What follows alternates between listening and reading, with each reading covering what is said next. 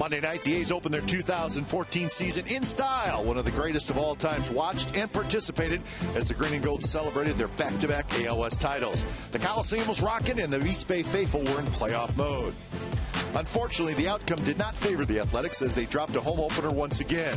But Bob Melvin and the A's know it's not how you start, it's how you finish.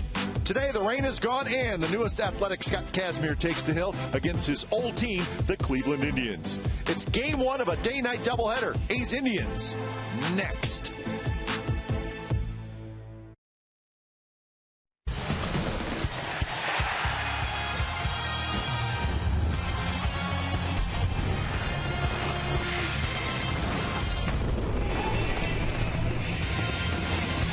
Hey, we're going to double the fun today at the Coliseum. It's a day-night doubleheader, and we are getting set for game one of that doubleheader. It's the Indians, and it's the Athletics as opening week continues here at the Coliseum. You're going to see both our games today right here on Comcast Sportsnet California, and you're going to see that man, Scott Kazmir, make his Oakland A's debut. Good afternoon, everybody. Welcome to Oakland A's baseball. Along with Ray Fosse, I'm Glenn Kuiper. We're going to be here this afternoon, and we're going to be here tonight. So both games will be televised by Comcast Sportsnet California. You saw Scott Kazmir. It's been a bumpy 5 years for him, Ray, but he got back to the big leagues last year, and it paid off, and now a big free agent contract with the Athletics. Unbelievable independent baseball to the Indians last year, 10-game winner last year, and signs with the Athletics during the offseason, a 2-year contract. He solidifies the A's rotation, especially with Bartolo Colon signing as a free agent. So he did a great job last year. Matter of fact, an outstanding game against the A's in their 4-game sweep in Cleveland. He finished that sweep off. He may not be the mid-90s fastball pitcher that he was with the Tampa Bay Rays. He's more of a pitcher, great curveball, a Bugs Bunny changeup, as they call it, which is outstanding for a left-hander, and, of course, the sneaky fastball when he throws all those other pitches. Now, the A's were shut out on Monday, but I think everybody realizes this is a pretty good offensive team. And, Ray, if it wants to be a really good offensive team, I think Josh Reddick has to have a big year. Absolutely, he has to, and Cespedes as well, but Josh Reddick in particular. Remember last year he injured himself in Houston. He hit 12 home runs last year. Remember, he had 5 in 2 games in Toronto, Friday night, Saturday afternoon, 32 in 2012. He would like to get back to that. He can be a great contributor to this ball club. He knows what he can do defensively. He's a Gold Glove outfielder. This is what he needs to do. He's healthy, and let's hope he can swing the bat the way he did a couple of years ago. All right, so we're set to start what is a big day of baseball here at the Coliseum. Day-night doubleheader. You're going to see them both here on Comcast, and we're looking forward to the start of game one. We'll have lineups, and we'll have first pitch. Plenty of sunshine today at the ballpark. We're looking forward to that as well.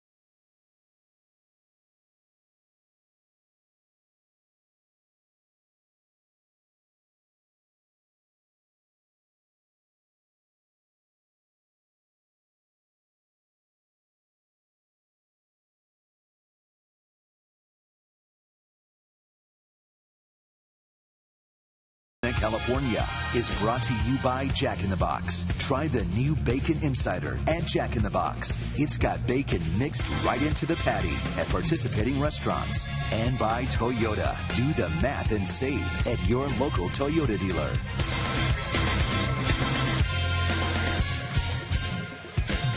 Sunshine at the Coliseum, and that's a nice thing to see after the downpour that was yesterday for a good share of the day. A's take the field wearing the all-white uniforms this afternoon. Game time weather is presented by the Santa Cruz Beach Boardwalk. Get to the beach. The admission-free boardwalk is open this weekend. Cool, but nice. 56 degrees, and it's going to be nice tomorrow as well.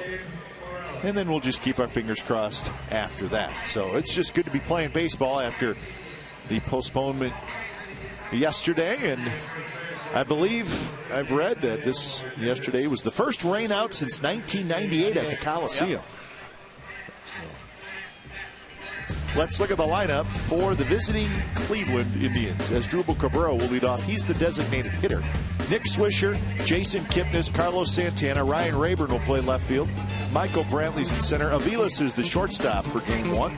Jan Gomes will catch, and Elliott Johnson is the right fielder. There's your Indian starting lineup. We have seen Scott Kazmir since his days with the Tampa Bay Rays, with the Angels, the Indians, and now he's in the green and gold pitching for the Athletics. 10 wins last year for the Cleveland Indians, the team that he will face in his first start as a member of the Athletics. And he was saying that he had a chance to visit with some of his former teammates before the opener on Monday. Of course, the Indians and the A's both had off days on Sunday, so he had a chance to visit with them. And we'll see now how he does against the team that he actually pitched for last year, and see how many he faced during spring training and exhibition and batting practice, and knows how to get them out. Cespedes, Crisp, and Reddick in the outfield. Castro is going to start at third today. Lowry at short, Sogard at second, Boss at first, and Derek Norris is the catcher. Scott Kazmir said, I went to dinner with a couple of my Indian friends on, I guess that probably would have been maybe Sunday night. Or maybe it was lunch on Monday. I don't know. But he did catch up with some of his former teammates. First pitch of the ball game, too, as Drupal Cabrera is a bit outside. Cabrera, switch hitter. Sure, he'll be at shortstop for the night version of this day-night doubleheader. Got a couple of switch hitters at the top of the order. Matter of fact, 3 of the first 4. So Kazmir very familiar with this club. That one skied toward left center, hit pretty well. Crisp is back. He's right at the wall, and he's got just enough room, and he makes the catch. Already tell how much better the ball is carrying today than it did Monday night. Josh Donaldson would have had a 3-run home run. Time now for the Nissan keys to the game for Scott Kazmir. Stay sharp. He was sharp in the spring, but the new season now, and I'm sure he will continue the way he pitched last year and during spring training. And yes, remember, 161 left. The A's lost on opening night, 10th consecutive opening night loss. It was not against Seattle King Felix. It was against these Indians. Rained out last night. 2 games today, 1 now and 1 tonight. So it should be a fun day. First pitch to Nick Swisher is outside. So a couple of switch hitters at the top of the Indians lineup with Cabrera and Swisher.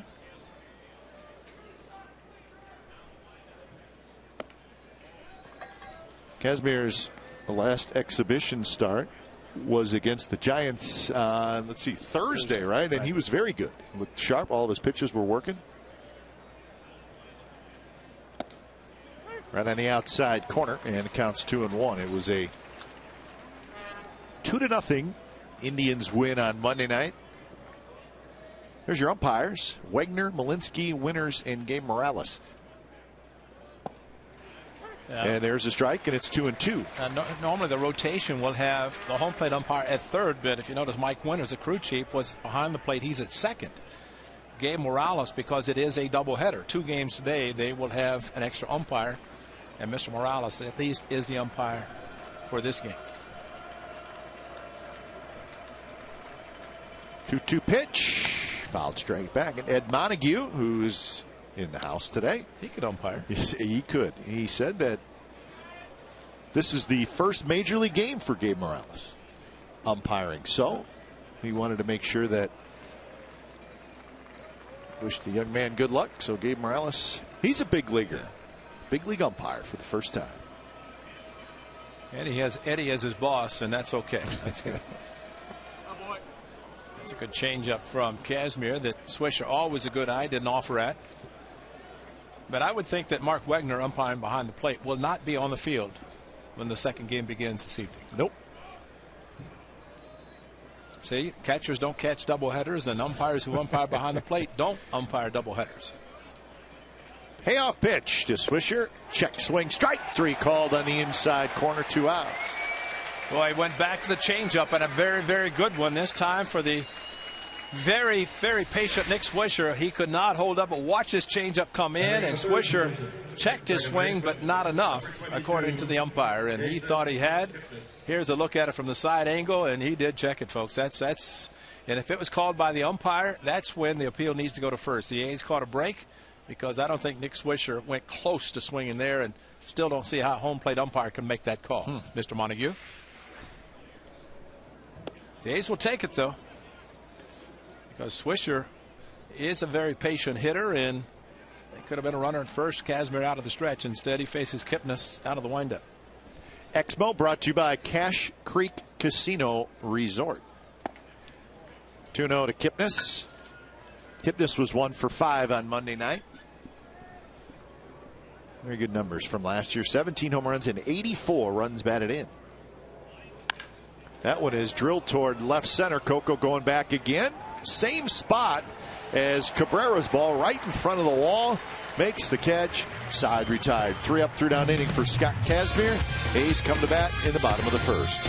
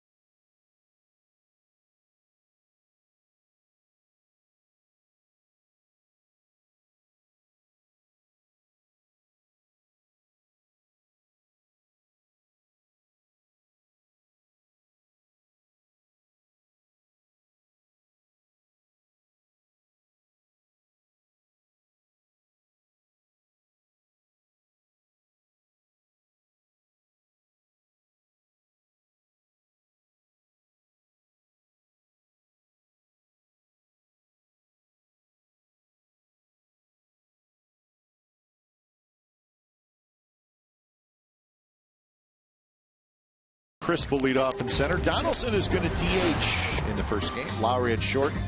Moss at first, Cespedes in left, and Reddick in right. The middle of the order very quiet on Monday night, so they'll try to get going. Cayaspo, Norris, and Sogard, 7, 8, and 9. A's saw Justin Masters in the A's on Monday night, and this afternoon, Corey Kluber, one of the starters for the Cleveland Indians. And remember, they lost Ubaldo Jimenez and Scott Kazmir. Kazmir, of course, for the Athletics. Jimenez with the Orioles. So Kluber, who's not pitched against the A's since 2012. A couple of games there. He's yet to beat the Athletics. And made the rotation, as Terry Francona told him early part of March that he was going to be in the rotation. And the Indians trying to solidify their remaining part of the rotation. Kluber is one of them. Yeah, they get a handful of young starters that may make or break their season after Masterson, and Kluber's one of them. McAllister we'll see in tonight's game. They're both young, they're both talented. They just need to establish themselves as above average major league starters. Carrasco, the youngster hard thrower, those guys, the Indians are expecting and needing a lot out of their young starters. Kluber with an assortment of pitches, including a mid-90s fastball. That one is ripped toward right center, and that's a base hit. Brantley cuts it off, and Coco has a leadoff single. So they started to talk about the cut fastball thrown by the right-hander. He throws one to Coco Crisp on the back door, and Coco was all over it on the 1-1 pitch. So guys start, no stride for Coco, as he typically will not stride from either side of the plate. And remember, with all the rain started on Saturday, Sunday not so much, Monday and Tuesday definitely, the outfield, maybe the ball would not scoot through the outfield like it normally will once the summertime comes. Ball might have checked up just a little bit instead of going to the wall. So Donaldson steps in, DHing in the first game. First pitch is outside. I'd like to see him hit the same ball he hit on Monday night, straightaway center. He got a long single. That might be off the sweets today. He crushed it. He thought it was off the sweets, probably should have been, but unfortunately hit at the top of the wall.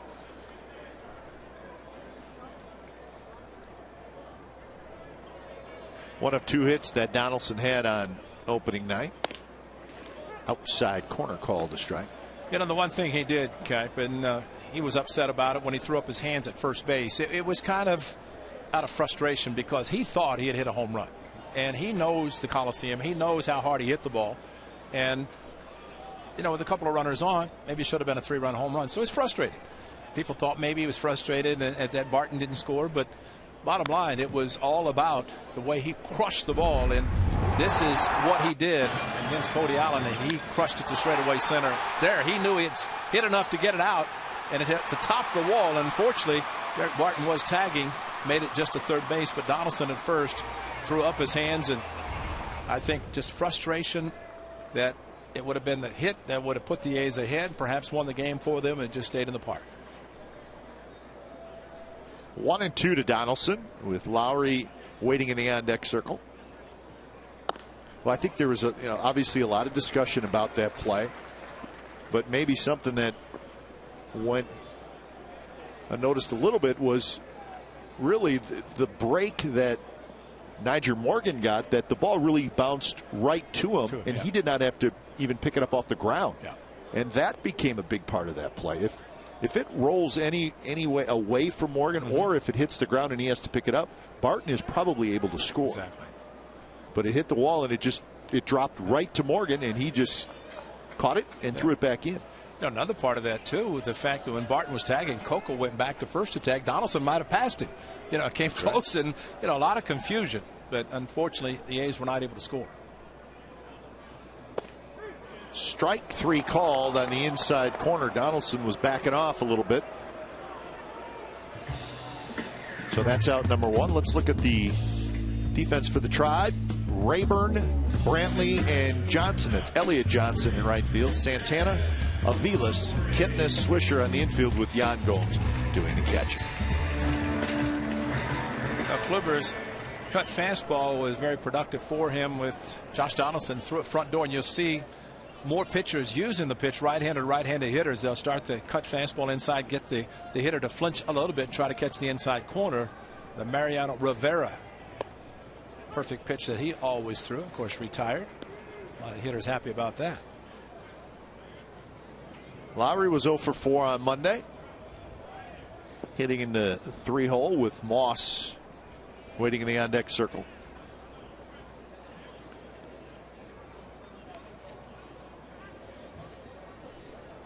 A little bit more on Corey Kluber. Remember back in 2010, that big 3-team trade between the Indians, the Padres, and the Cardinals. Jake Westbrook went from Cleveland to St. Louis. Ludwig ended up in San Diego. Well, Corey Kluber was one of the young players that was acquired by the Indians. He came from the Padres organization. There's always those big trades. There's always a couple big name guys, and there's always a couple of prospects, and Kluber was one of the prospects. Debuted against the Athletics in 2011 out of the bullpen. A couple of games 2012, and he has pitched well. He has not given up much to the Athletics.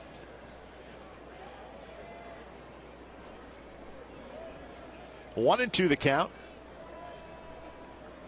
Well, remember the Indians signed Brett Myers last year. And they figured hopefully he would stay healthy and help out their rotation. But Myers got hurt early, and Kluber was called up to take Myers' place in the rotation in the middle of April. And he stayed in the rotation the whole year. He did spend a month on the disabled list. He injured his finger.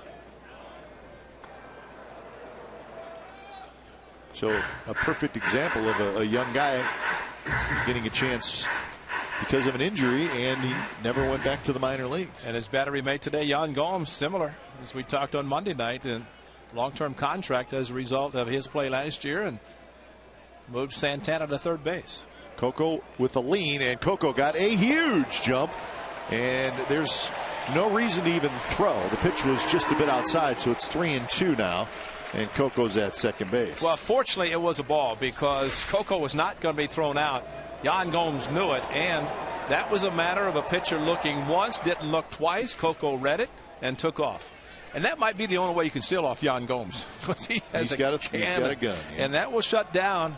He will shut down the running games throughout the American League when he catches. Lowry skies one towards center, hit pretty well. Brantley's going back, settles underneath it. He's got it. Coco hustles to third, so a long out does move up the runner, but now 2 outs. Maybe just a little bit towards the end of the bat, and in the air a little bit too much also. In the fourth position.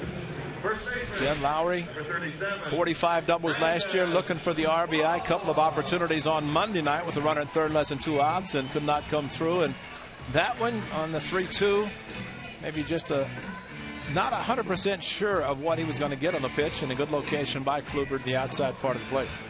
We talk about it often, how much better the ball carries during the day here at the Coliseum. But I don't know, even though it is daytime, that it's going to carry that great today either, because it's cool and it's still a little bit damp and overcast.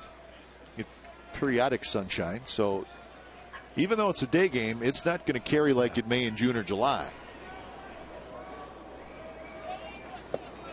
Inside corner strike to Brandon Moss, who was 0 for 4 on Monday. Shift is on. Boy, is it.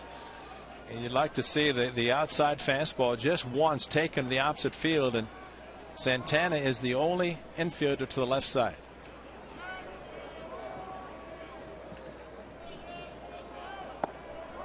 One and one the count. One of the greatest at bats for Brandon Moss during spring training, and something he had talked about when that was laying down a perfect bunt with a shift employed by the opposition. But this is not a situation to do it with 2 outs, although he still might get the run in if he did it. Well, you don't even have to really make a perfect bunt. No. You can even bunt it hard, which is generally what you would not want to do, but in this case you could get away with it. You could actually square around and stand there and push the bunt, try to get it as hard as possible, because once the pitcher is not able to field the ball, the third baseman definitely is too far away to try to get to it. They're just assuming he's going to swing the bat and pull the ball on the ground. Good swing there, fouls it back. So the count even at 2-2.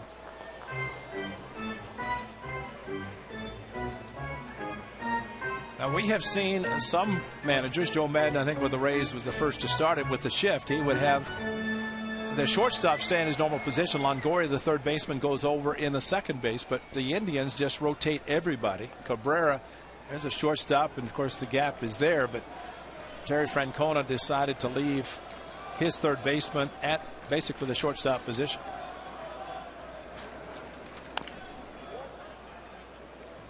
I think we've both been in agreement, Ray, that seems like you would want to move as few people out of their natural position as you could with the shift. Exactly. So we always kind of wondered why you would, in this case, why you wouldn't move Santana to where Aviles is, because then you leave your shortstop at his regular shortstop spot. Now, that doesn't mean everybody agrees with us on that. And I think it's a good point, because you're only taking one there you go infielder out of his normal position, as opposed to 2 in this case. In the dirt. But I'm sure that the managers that don't do that have a good reason for it. Maybe you want to keep Santana, who's a new third baseman. Maybe you want to keep him on the same side of the diamond. Or maybe he's already out of position because he's a catcher.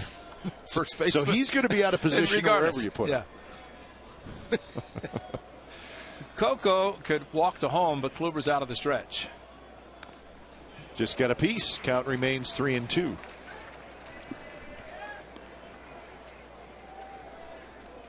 So the second game of our doubleheader will start at 6 o'clock, and we will have it for you right here on Comcast Sportsnet California. There will be a pregame show at 5:30.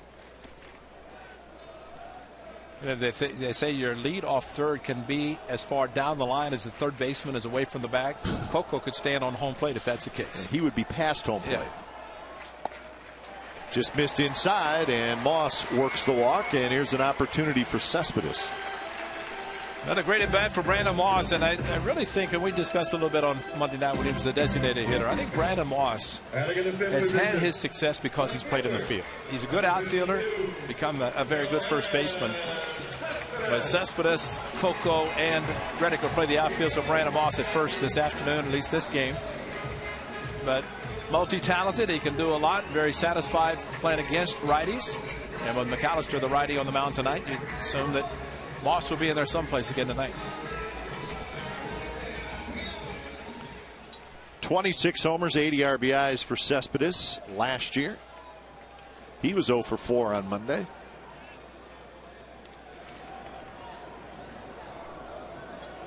So Kluber in some trouble here in the bottom of the first.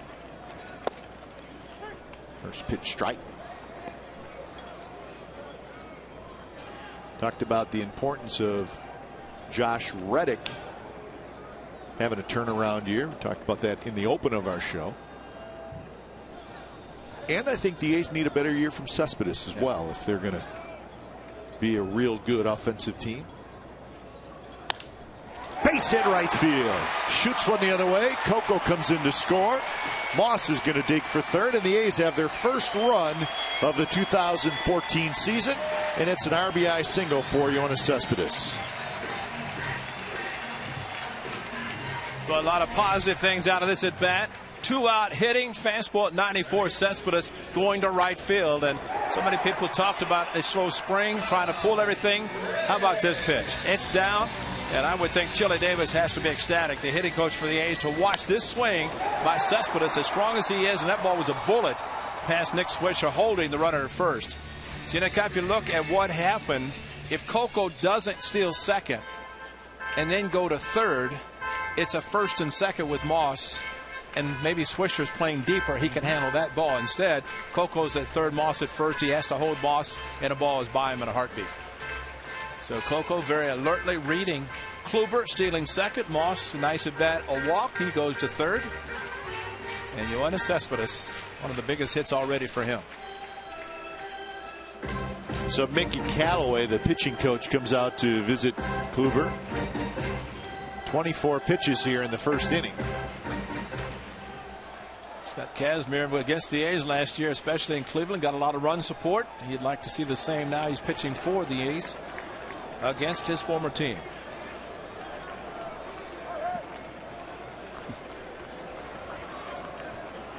So that means the A's, they don't like opening night so much, but they will bounce back in that second game. Not a big surprise there. In the dirt. Reddick was 0 for 4 with a couple of strikeouts on Monday. The A's had just 5 hits, 4 singles and a double on Monday. But an early run this afternoon.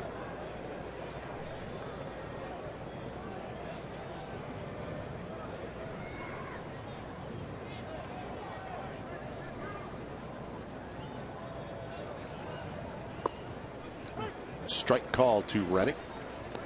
Outfield pretty shallow. Brantley looks like he plays a fairly shallow center field.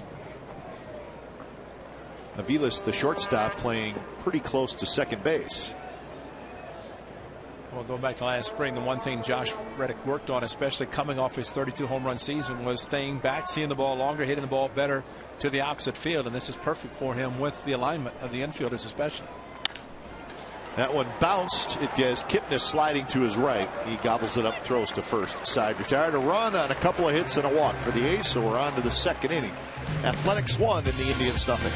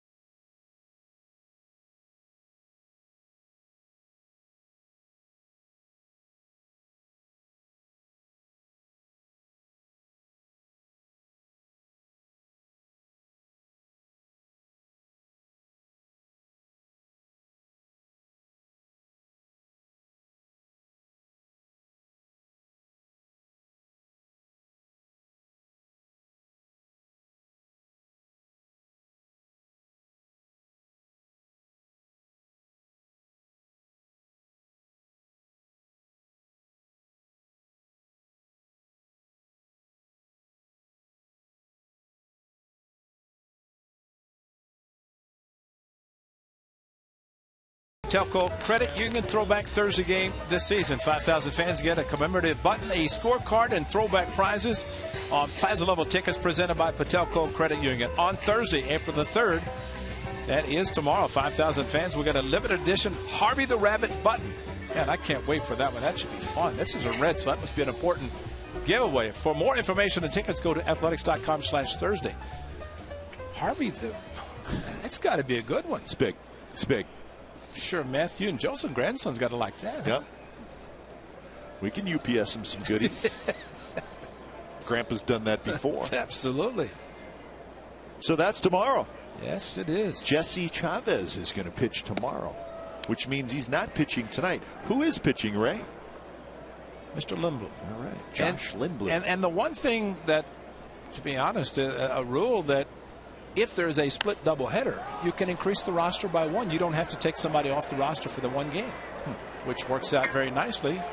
So Josh Lindblom will come up and make the start tonight. It will be Zach McAllister on the mound for the Indians. But when I talked to Jesse Chavez after the rainout last night, of course, I think it's been a couple of years that if it's a regular doubleheader, you can't do it. But a split doubleheader, just the one makeup game, as the A's will have tonight, you can bring a pitcher up to pitch. You don't have to take anybody off your 25-man roster, which is good because normally that's a 15-day minimum. Sure. Unless it's a concussion symptoms, which you don't want that. That's a 7-day disabled list, but it works well.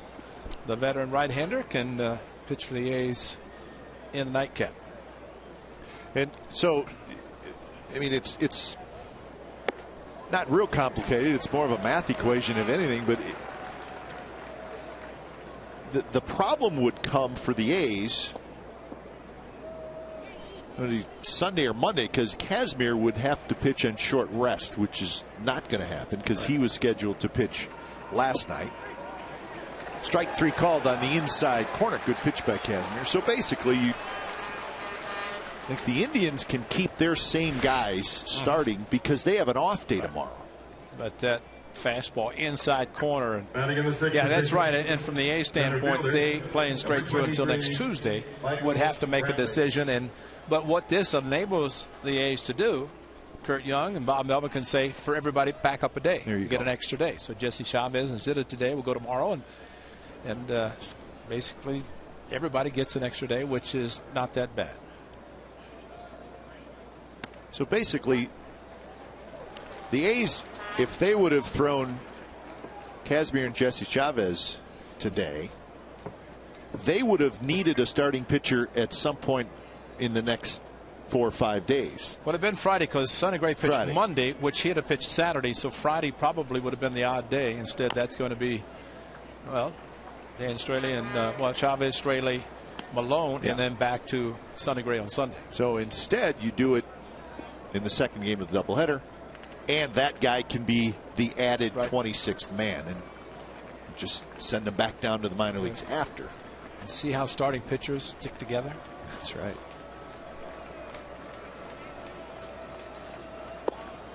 And I believe the Indians have brought up a reliever for the second game. Yeah, which you can increase the roster by one regardless, right? Yeah. And I would think it has to be a pitcher. Would expect to be a pitcher. I think I heard that it was a relief pitcher. And I think part of that rule is geographical. You have to give, in this case, the Indians player time to get to the city. He's coming from Columbus. Yeah. Josh Lindblom's coming from Sacramento. So that's kind of part of that rule as well, I think. A fan went down, and I hope he's okay. Looks like he's moving around. But be careful. 2-2 pitch to Michael Brantley, and he lines it just past Lowry, and that's a base hit. A soft line drive. Michael Brantley has the first Indians hit. So Josh Lindblom will start the second game of this doubleheader. Put a bet by Brantley, and especially with this ball just taking the curveball to the opposite field. It just kept going away from Jed Lowry, who started after it. Looked like he was going to get to it, dive, but it was slicing enough just to elude his glove. Brantley's had a good series already. Third hit, and here's Mike Aviles getting his first at bats of the 2014 season. He's at shortstop. Didn't Josh Lindblom start a game against the A's last year? With the Rangers, Yeah. yes. Also gave up the walk-off to Cespedes with the Dodgers in 2012. That's right. His shot down the left field line, one of those swung-on, gone shots to end the game. First pitch strike to Mike Aviles.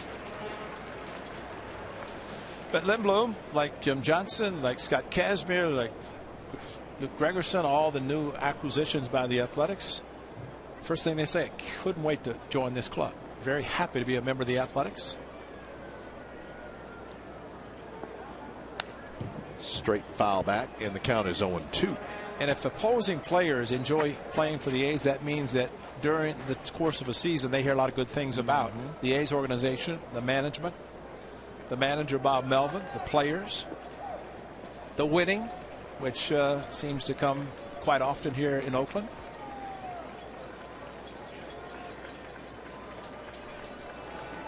Aviles hanging tough, another foul ball. Count stays 0-2. Brantley, the runner at first, with the 2-out single.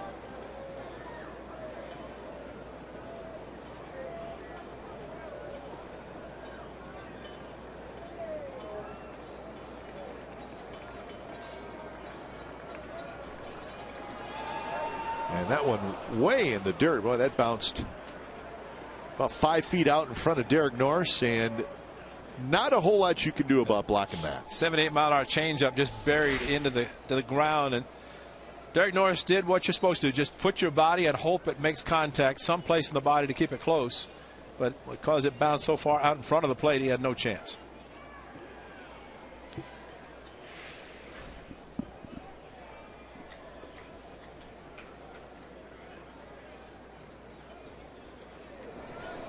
So a runner in scoring position for the Indians. Sogard will try to keep Brantley close. Brantley has good speeds. 2 outs. He'll be off with the crack of the bat. Tapped foul. That's a good pitcher because Kazmir threw the changeup in the dirt, created the wild pitch, came right back with a better changeup, and Aviles just barely was able to make contact.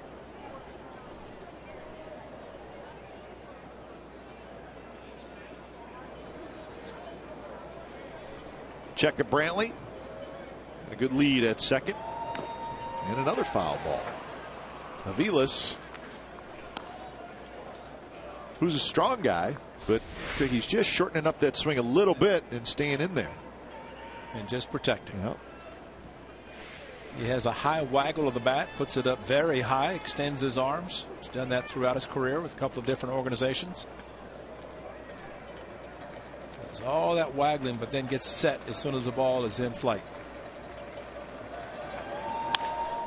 Shoots that one to the right side. Moss is going to have to hustle back. He does. He gets there as Sogard makes the play. Side retired runner stranded. Bottom of the second coming up. 1-0 A's.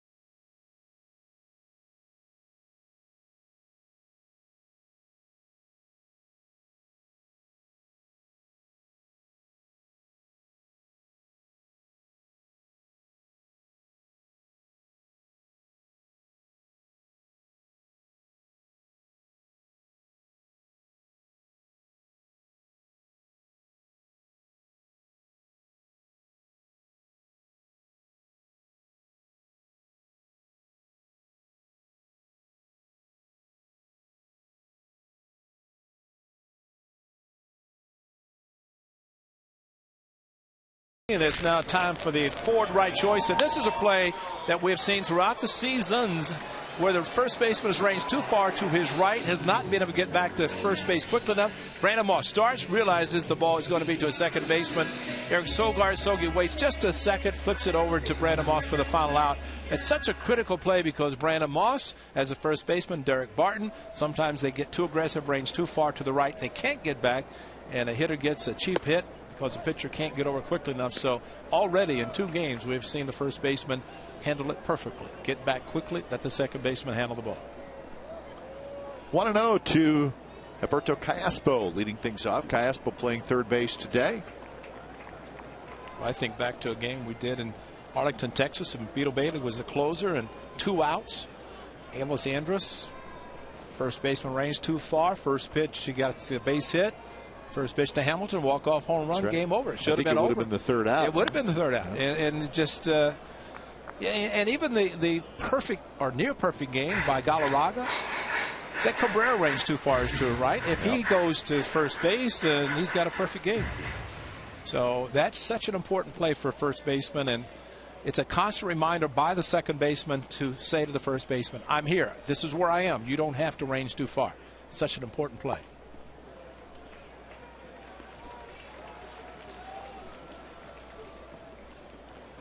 So 3-1 to Callaspo. Norris will be next, and then Sogard here in the bottom of the second inning. Popped up near the A's dugout and above the A's dugout. Right around section 121.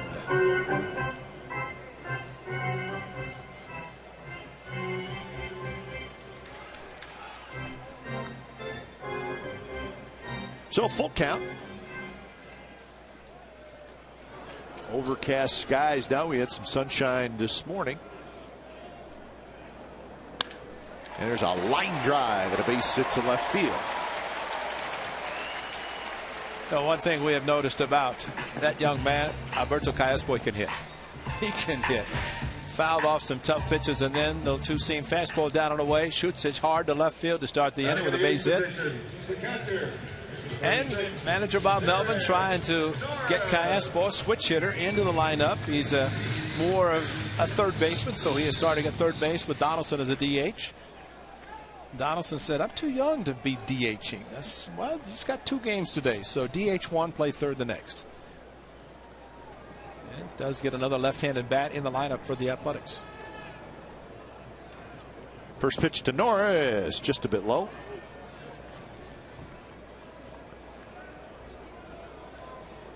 Speaking of at-bats, it also gives Derek Norris a chance to get in with all the right-handed pitchers the A's scheduled to see in this week. First week of the season, and with the platoon role for Derek Norris and John Jaso. Jaso is expected to get most of the at-bats, so he would catch the second game. But Derek Norris had a tremendous spring. Very, very good hot spring. Changed his batting stance a little bit and stayed back. Very, very strong. Maybe the Mike Napoli beard of Boston, who hit so many home runs for the Red Sox last year with the big beard. And for Derek Norris, that's 2 days old. That's how quickly it grows.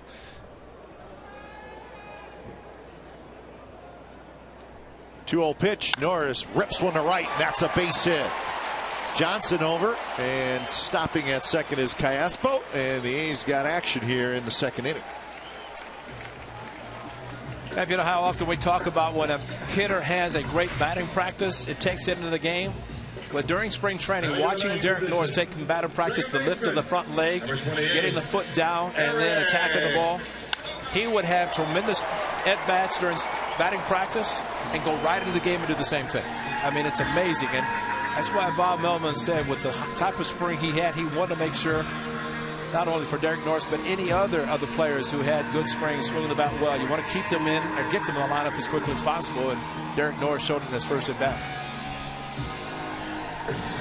So that's 4 hits for the A's already. Again, they only had 5 on Monday night total.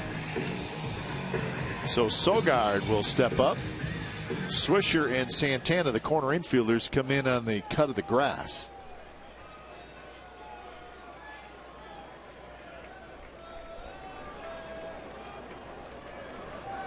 So Kluber in trouble again. First pitch to Sogard is low. So he's been behind in the count a lot in the early going. That generally will cost you.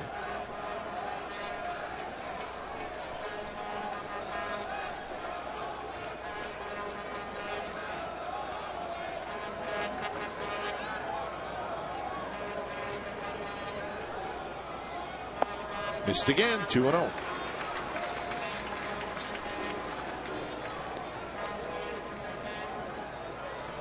One of the last things you want to do if you're the manager is in the first game of a doubleheader early in the season, have your pitcher throw a lot of pitches early where you'd have to go to the bullpen. Now, again, the Indians have tomorrow off.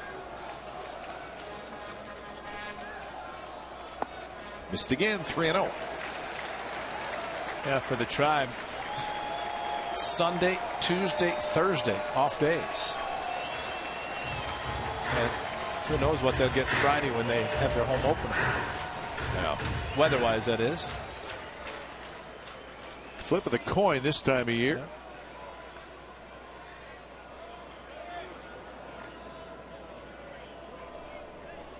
3-0 pitch is high, and the bases are loaded with nobody out.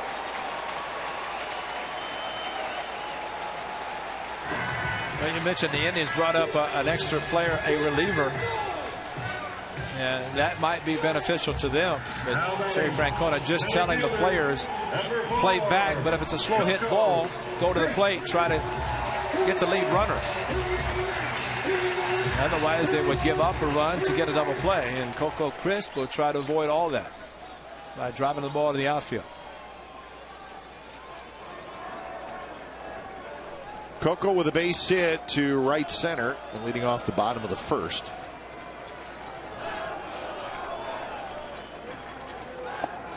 Kluber misses inside. 5 consecutive balls thrown by the right-hander.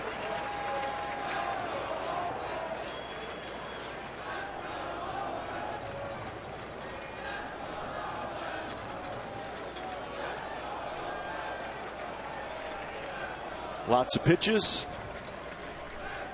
Not enough strikes for Corey Kluber. So now it's 2-0.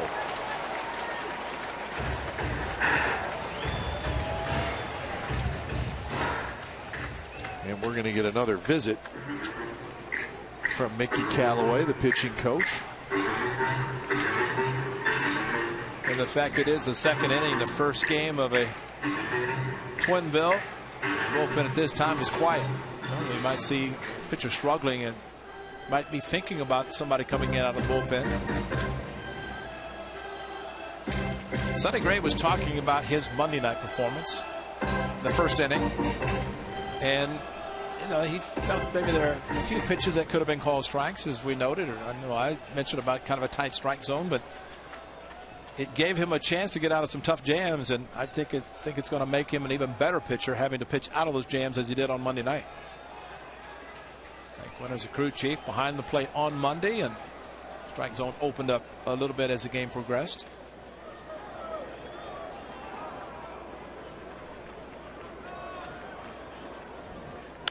Coco down the left field line, but foul. So 2-1 the count. And as a hitter, a pitcher has thrown 6 pitches out of the strike zone. And it's like hitting 3-0. You zone on a pitch that you're looking for. He got it, had a little tailing action, stayed back, didn't really try to jump and get it. So just happened to slice it foul.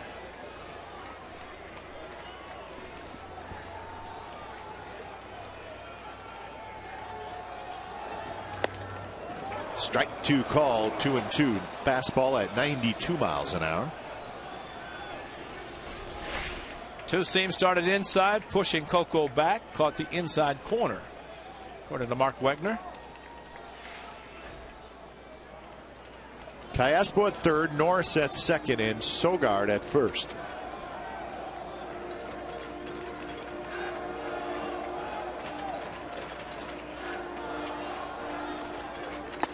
inside, 3-2. Donaldson will be next. Fourth 3-2 count for Kluber. Of course, the 3-0 to Sogard. But at least he has movement on his fastball, and that could help him in these situations. Coco just maybe no stride. Think about the opposite field. Payoff pitch to Coco Crisp. Driven to right. Johnson going back. He's at the warning track. He makes the catch. Plenty deep for Callaspo to trot home. And it's a 2-0 game with Norris going to third.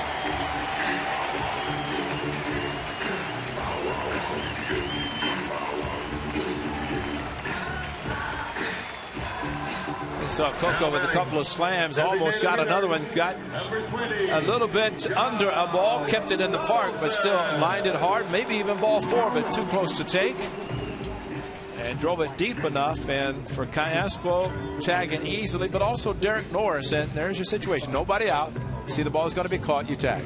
He was able to tag, he gets to third base, but if that ball had been one out, he would have gone halfway just in case it's over his head. Good base running by Derek Norris.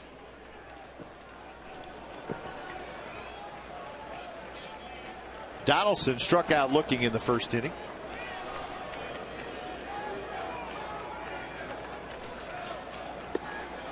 So an opportunity for Donaldson to pick up his first RBI of the year. A couple of singles and a walk. Started it all here for the A's in the second inning.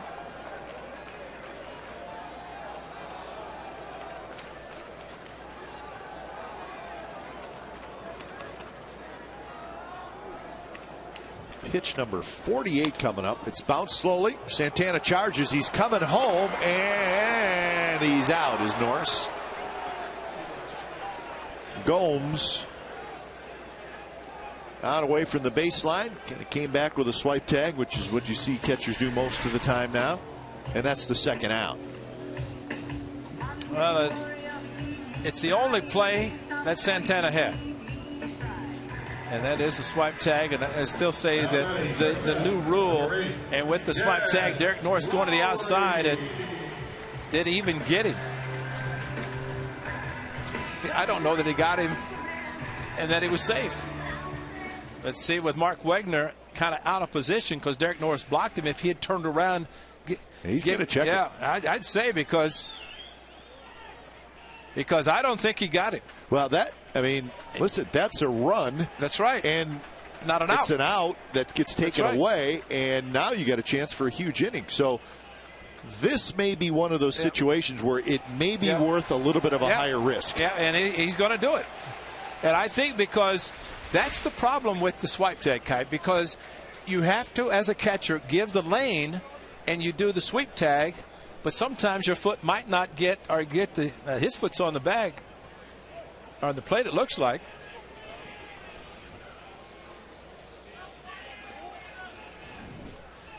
Well, see where Derek Norris's right foot, it's flat. See, now that look, it looks like he's out. The look before that looked like he was safe. Yeah.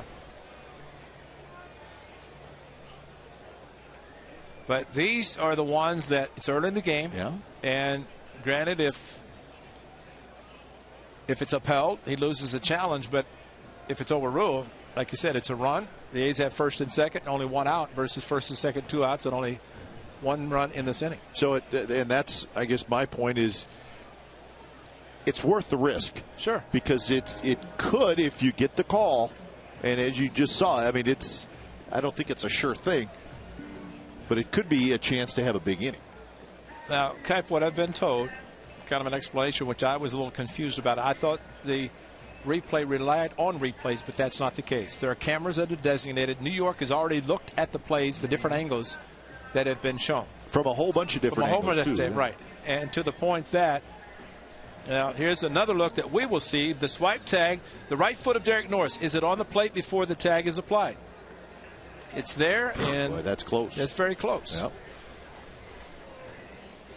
But again, New York's making the call. A home plate umpire They're listening, and they will make the calls. Now, see, there Mark Wegner is blocked out of the way. If he had turned around here, that would have been a better angle for him to look at. If he's looking straight down third base, that would have been a better angle for him. But it doesn't matter because now that. I think the situation here is what was the original call, and it was out, and that may come into play. After what happened last night in Arizona with the Giants and Diamondbacks game, that's going to cause some controversy as well, I think, as this replay thing gets ironed out as we go forward. Yeah, because Bochy lost his one challenge and wanted to challenge the play at the plate, but he'd already lost. Just 2 batters later, yeah. And all he could do was argue, and didn't matter because once the call is made with no review, then that's it. Yeah. So it's taken a while. Now, see, they're showing it on Diamond Vision, which they are allowed to do. That's the change that has occurred with the replay, that Diamond Vision on controversial plays before had not been allowed to show them. Now, people, I guess, watching in the concourses with the TV monitors, they could see our replays, but you could hear the reaction of the crowd once it was shown on Diamond Vision. Now, you know, another way for Derek Norris to have made that play, to slide outside farther and go back with his hand to tag versus with his foot. Well, and I mean, a big part of this, too, for Major League Baseball is how long is it going to take? Right. And they have been, every time there's been a review, they put in the amount of time that it has taken. This seems to be taking longer. It's over 3 minutes. Yeah. And normally it's about 2.5 minutes. And listen, I mean, it's not rocket science. The longer it takes, the more difficult the call is, obviously. So conclusive. Yeah. And Mike Winters, the crew chief, will make the call, and he's listening to New York. And I think the best part about this, Kipe, is that the umpires on site have no. They're not making the call. Nope. It's out of their hands. It's a new world, Ray. But I think you were very accurate in saying maybe the reason that this play is now being reviewed is because of the new catcher's rule and where you stand and where you don't stand. That's right. Now, Yan Gomes caught the ball. He could have gone down and blocked Norris off the plate because he had the ball. It's just he couldn't do it prior to having the ball. Yeah. Call them out. Inconclusive, probably. Yeah. So the call stands is the official ruling. And I just think that it just was not clear enough. Here's probably the best look you're going to see. Ruling out the field stands. And it's probably inconclusive. It's just too close to. It's probably too close to change it, unfortunately, for the Athletic. Well, but still a good call by Bob Melvin because it did mean a lot in this particular half inning. No question.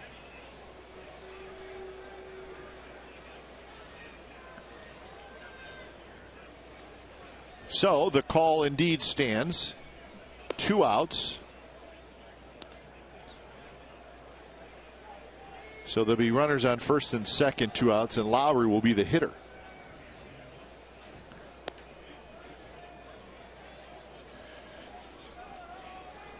So our unofficial time for the review was about 4 minutes and 50 seconds, which, I mean, I'm sure that's significantly longer than anybody wants.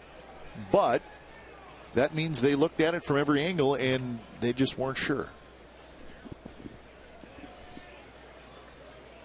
So Lowry steps in. How long did it take? Was it 4 minutes and 50 seconds is our unofficial time. That's seemed that long, if not longer.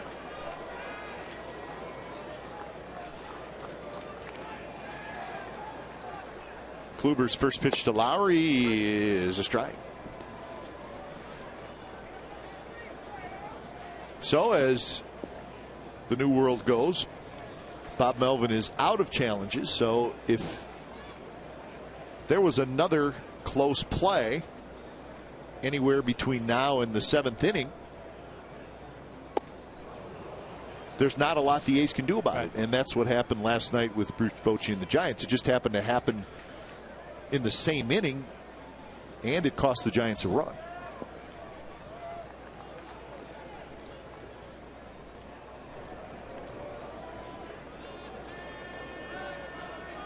Oh, 0-2 the count to Lowry. Foul back, good swing.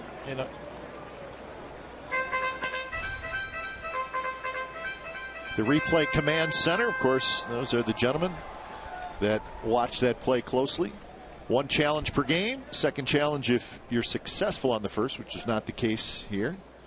Seventh inning, umpire crew can initiate a review, but the manager can still challenge if he has his challenge still remaining in the last 3 innings. And kind of interesting, we're going to take a look at it again, because really gone close, stands, confirmed, overturned, basically, and you can't argue. And that's what happened last year with Bob Melvin in Cleveland when he argued the decision that was made, and automatic ejection when that did happen.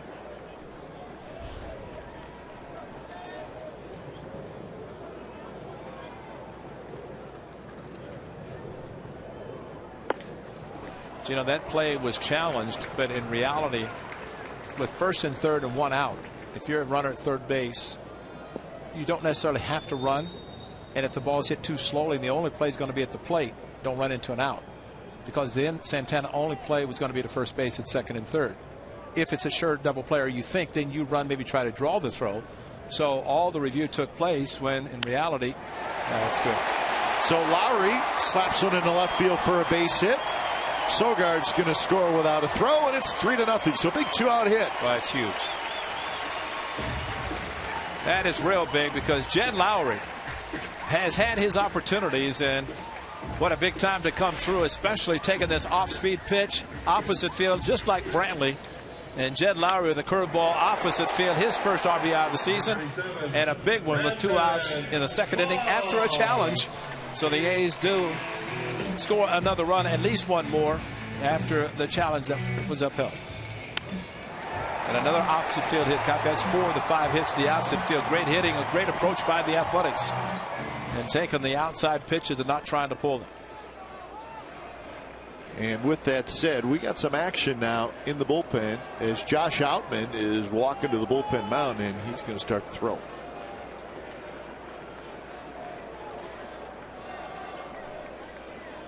First pitch to Moss is sky to right field in the ballpark for Elliott Johnson. Side retired. Big inning for the Athletics. They score 3 runs. No, make it 2 runs on 3 hits. It's now 3-0 A's after 2.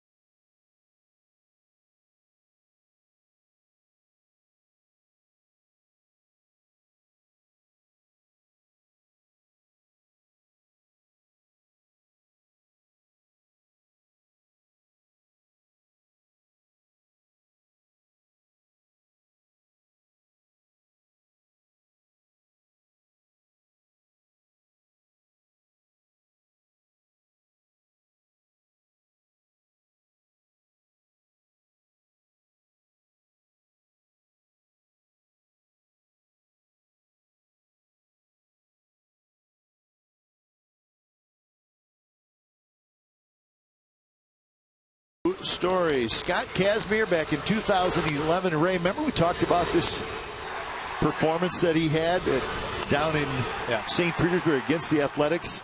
He was dominant, and that's when he was at the top of his game.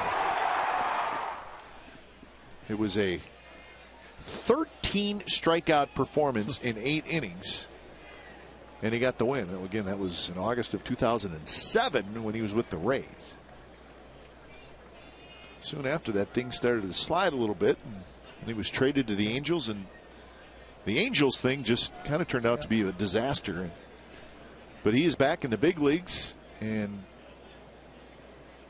got a nice 2-year contract from the A's, and they're expecting big things from him.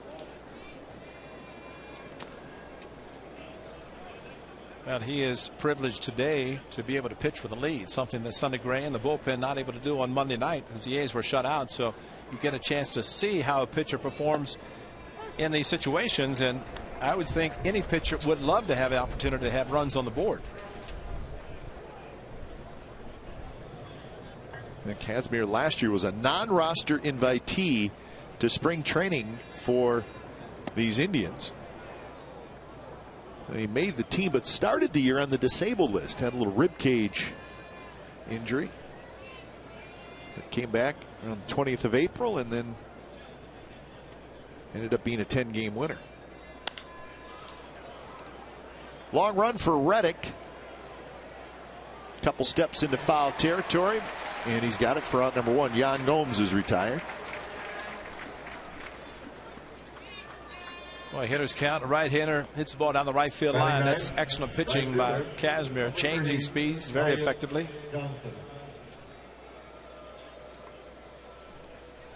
So here's Elliot Johnson. The great thing about Scott Kazmir getting a chance, and boy, seeing a smile on his face, as was the case when we interviewed him during the exhibition part of the schedule, and I'll tell you, to go what he's through, independent baseball, and get a chance to get back to the big leagues, you'd have a smile all the time on your face. Out number 2.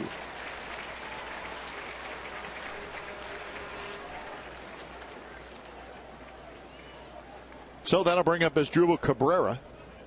Just 1 hit so far for the Indians off Kazmir. That was Brantley's 2-out single in the 2nd inning.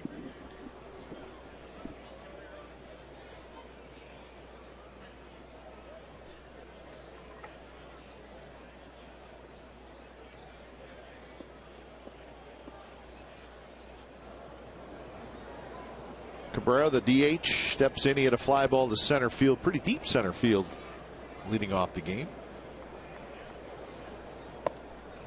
And the first pitch drops low. You know, one of the things about a pitcher wanting to pitch for the A's in 81 home games, this is a pitcher's park. I think we know. Foul territory, get outs that normally might be in the seats, extra at-bats or strikes for a hitter. Definitely early in the season, the ball might not carry as well. Night games for sure. I think we've seen it already today that maybe the ball is not carrying as well because it's early in the season.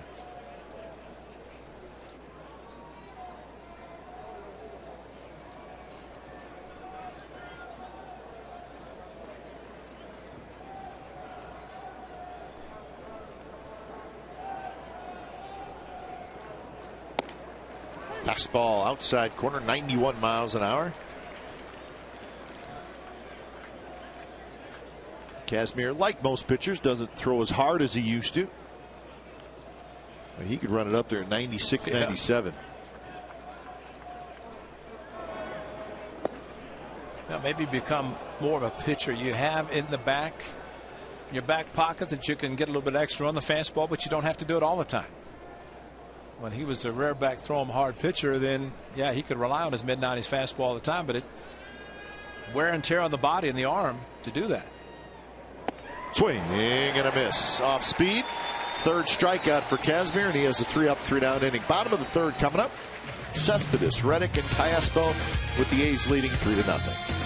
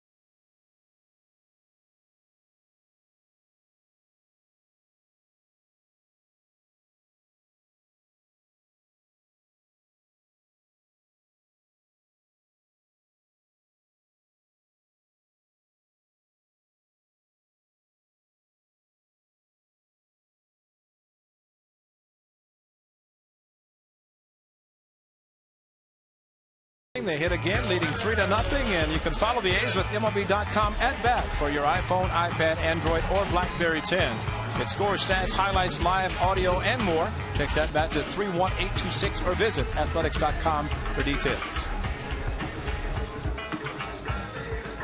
Bottom of the third inning, the A's scored once in the first, twice in the second for a 3-0 lead. They got 5 hits so far, and Cespedes knocked in the first run of the game. RBI single to right field. Reddick to follow, then Callaspo here in the bottom of the third. Corey Kluber has spent the majority of his day pitching out of the stretch.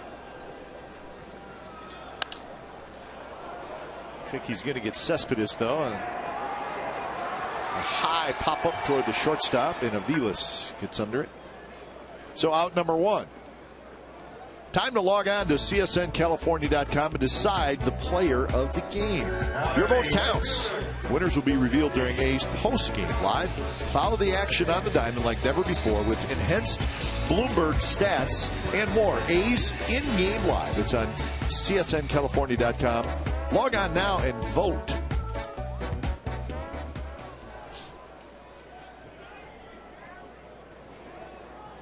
First pitch to Reddick in the dirt.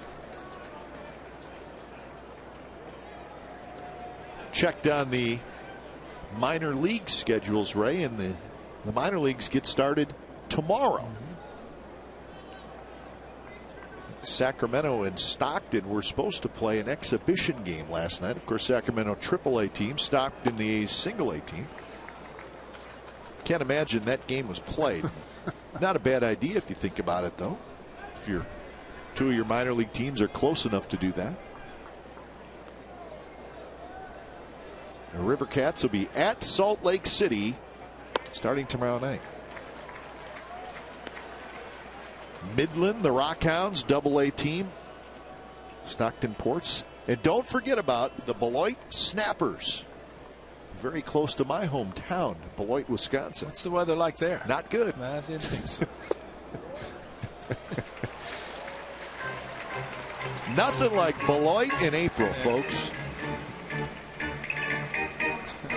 Reddick with the third walk issued by Kluber. Now batting third baseman Tom Hamilton, the longtime broadcaster for the Tribe, 25th season broadcasting Indians baseball and radio. He's from up in your part of the country. Yes, he is, right outside of Madison, Wisconsin. That's why he's a big Packers fan, I guess. You two guys are always talking football towards the end of the season. Yeah, or in April. We're getting ready for the draft. You got to get ready for the draft, Ray. Sorry, I lost my head.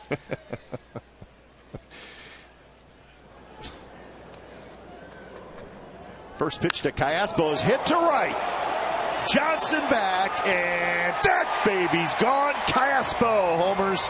It's 5-0 A's.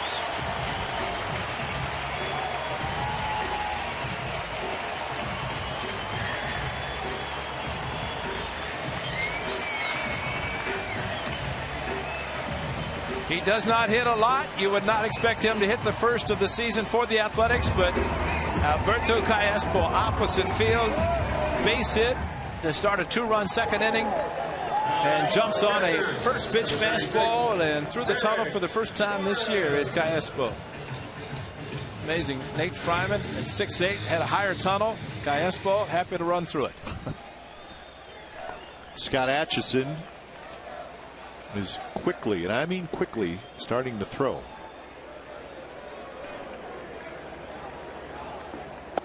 Here's Norris, who takes a strike in the outside corner. So 5-0 the A's lead, and a big day so far for Callaspo. Single and a homer, a couple of runs scored, and a couple of RBIs, and we're only in the third inning. And that's how you hit home runs. You hit line drives down the line, or a line drive up the middle for a base hit, which Norris has 2 hits. So 7 hits now for the A's. It's called ambushing. And Callaspo looked for a fastball, a 4-pitch walk to the hitter in front, Josh Reddick. And say that's smart hitting by Callaspo to be able to say, okay, you're going to try to throw a strike to get ahead of me, and I'm going to look for it. A little bit up, jumped on it, 2-run home run.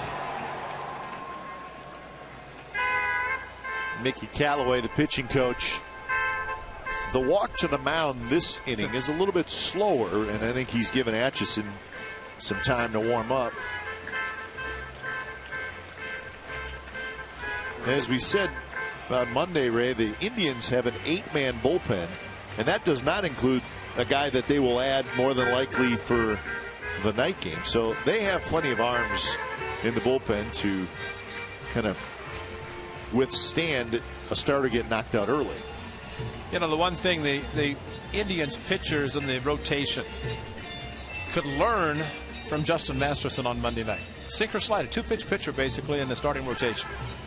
And the A's really not able to do much damage against it because of the movement on the baseball. And when you hit movement, you don't have to throw 95, 96. And sure, Justin Masterson can throw with the high velocity, but with as much movement as he has on his sinker and slider. Or sinker, especially, the slider moves also, but changes velocities as well. Makes him very effective, and pitchers can learn from that. Sogard walked and scored last inning. So Sogard also had a walk on Monday night. He was pinch hit for by Nick Punto. Bunted, and Gomes with a basket catch, and that's the second out of the inning. So Sogard tried to bunt hit, could not get it done, and here's Coco Crisp.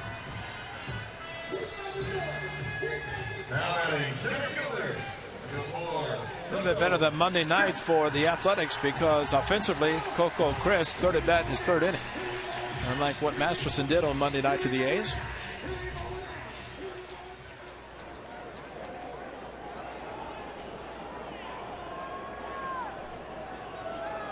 Good game so far for Crisp. Single, stolen base run scored in the first, sacrifice fly in the second. There's a strike.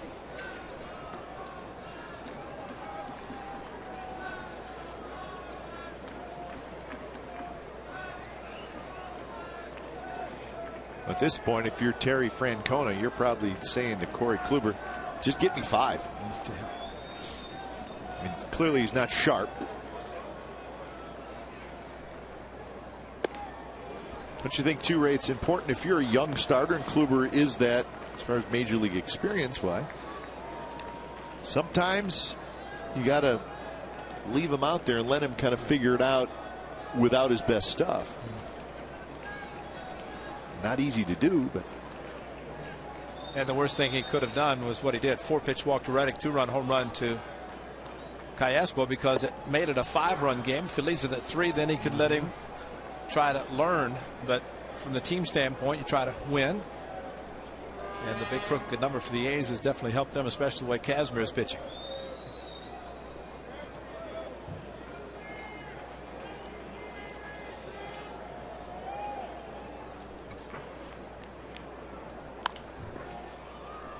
Coco kind of chops at it.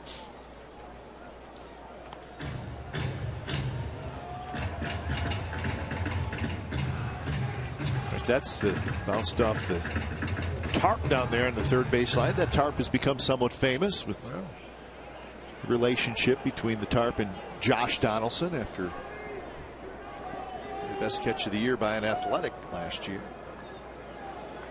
Tarp's got a mind of his own, evidently, in the commercials the A's put together. Yes, he does. He's a sensitive tarp. Callaspo with the first home run of 2014 for the Athletics. Right field, deep, and gone. 5-0 A's lead the Indians after 3.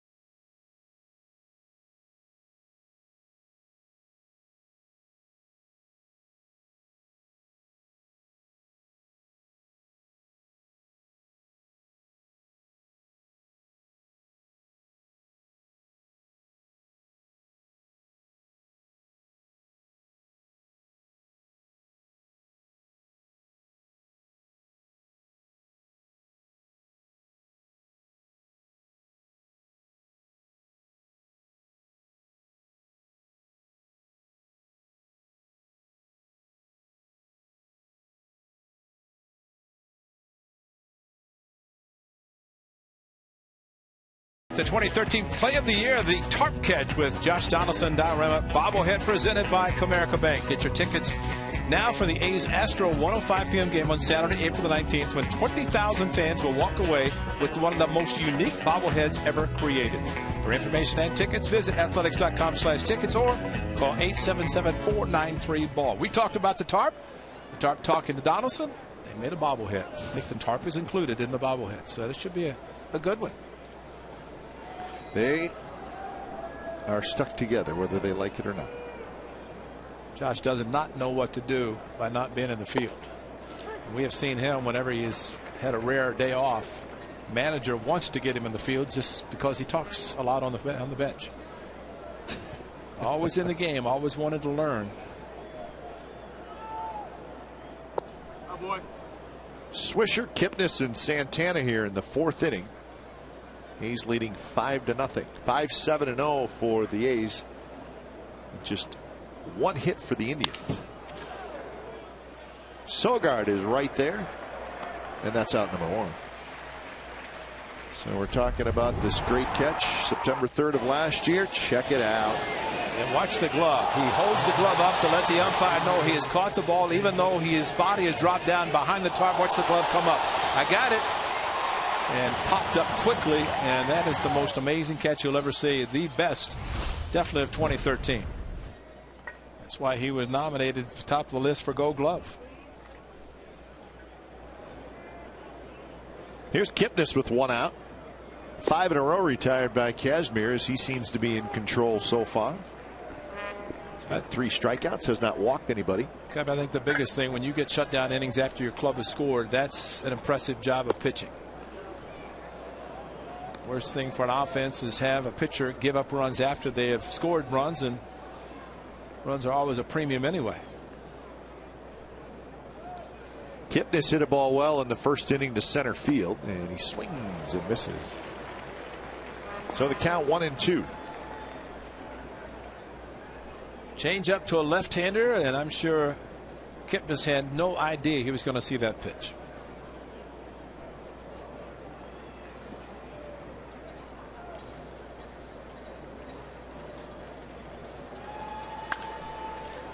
High down the left field line. Cespedes into the corner, and it's just into the seat.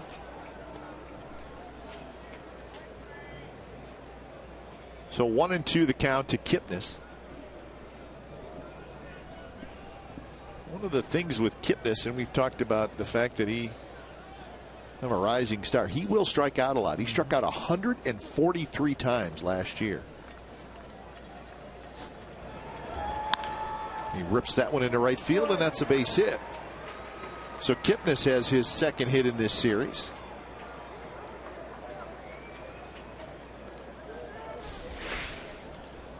Fastball inside after he threw the changeup in the dirt, and Kipnis no stride, just dropped the head of the bat, or a very slight stride anyway, but fastball in, dropped the head of the bat, trying to protect maybe against another changeup. Instead got the fastball and was very quick.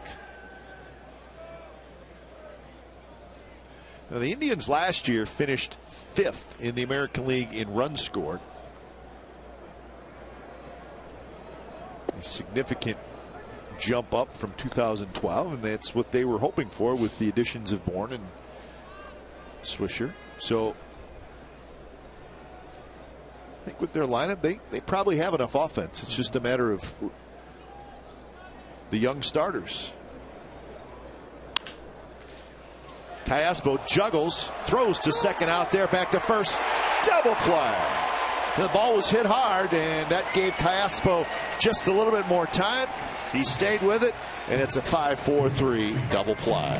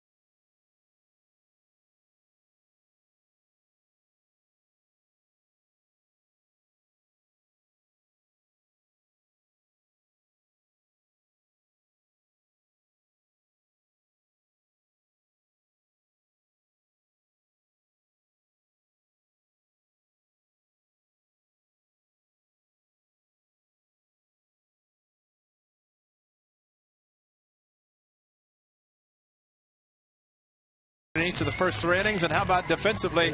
Santana, a bullet to Crespo. He bobbled it, but still picked the ball up the bare hand. Good day for him. And turning it at second base with Sogard getting out of the way of the hard slide of Kipnis, and completes the 5-4-3 double play, and especially the way it started. Fortunately, it was a slower base runner in Santana, but Crespo, a couple of hits, 2-run home run. Starts a 5-4-3 double play. And that's going to be an error on Santana. Tried to charge it. In fact, he had to charge it, but he just could not come up with it clean. So it's an E5, and Kluber right back into the stretch. Donaldson getting out of the box quickly, and Santana, of course, the players know when they play the Athletics, the one thing the A's hitters are going to do is give 90 feet, run hard, so it means that they maybe have to charge the ball where they would normally lay back. And Santana, first year playing third base, not able to handle it. So Lowry to hit, RBI single in the second, a big 2-out RBI hit. He bunts. Santana, and a nice play by Carlos Santana. Not only do you have to make the decision of whether you should attempt to field it or not, then you got to make a heck of a play. Now, that ball may have stayed fair. I think it was going to, because on the grass never did get to the dirt, and Santana picked it up with the bare hand. If you're just learning to play third base and you have to make that play, that's probably the play that you practice the least, but have to make it, and he did it perfectly. He's going to sacrifice. That's a nice bunting for a base hit. Going to sacrifice.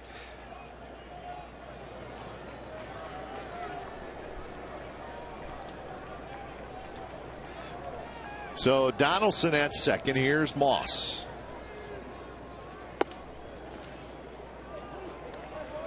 I was thinking about Santana because he's played so many different positions. I wonder if Tony Motto, the clubhouse equipment manager, has to carry an extra bag with all the different gloves because he needs a catcher's mitt. He's got to have a catcher's mitt. They don't have another catcher.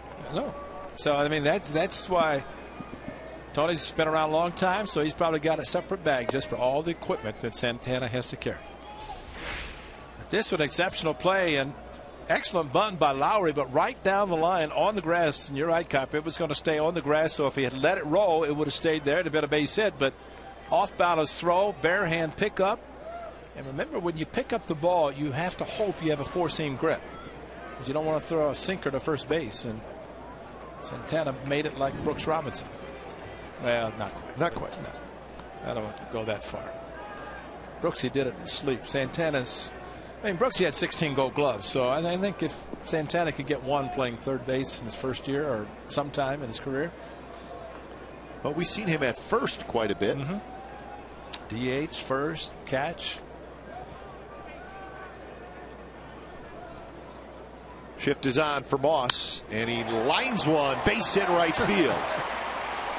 Donaldson had to wait. Now they juggle it in the outfield. There's Johnson, but Donaldson stays at third. Kipnis was playing out there, and that's why Donaldson had to wait to make sure it got past him, and it just did. Well, they hit it so hard. Francona going out to visit, maybe take his pitcher out, but this ball smoked, and Kipnis is somewhere out there, and the hesitation may be because it was the line drive. It was close to being caught. So Corey Kluber knocked around in his first start here in 2014. He is done for the afternoon. When it's time for change, think Speedy Oil Change and Tune-Up, your oil change, tune-up, and smog experts.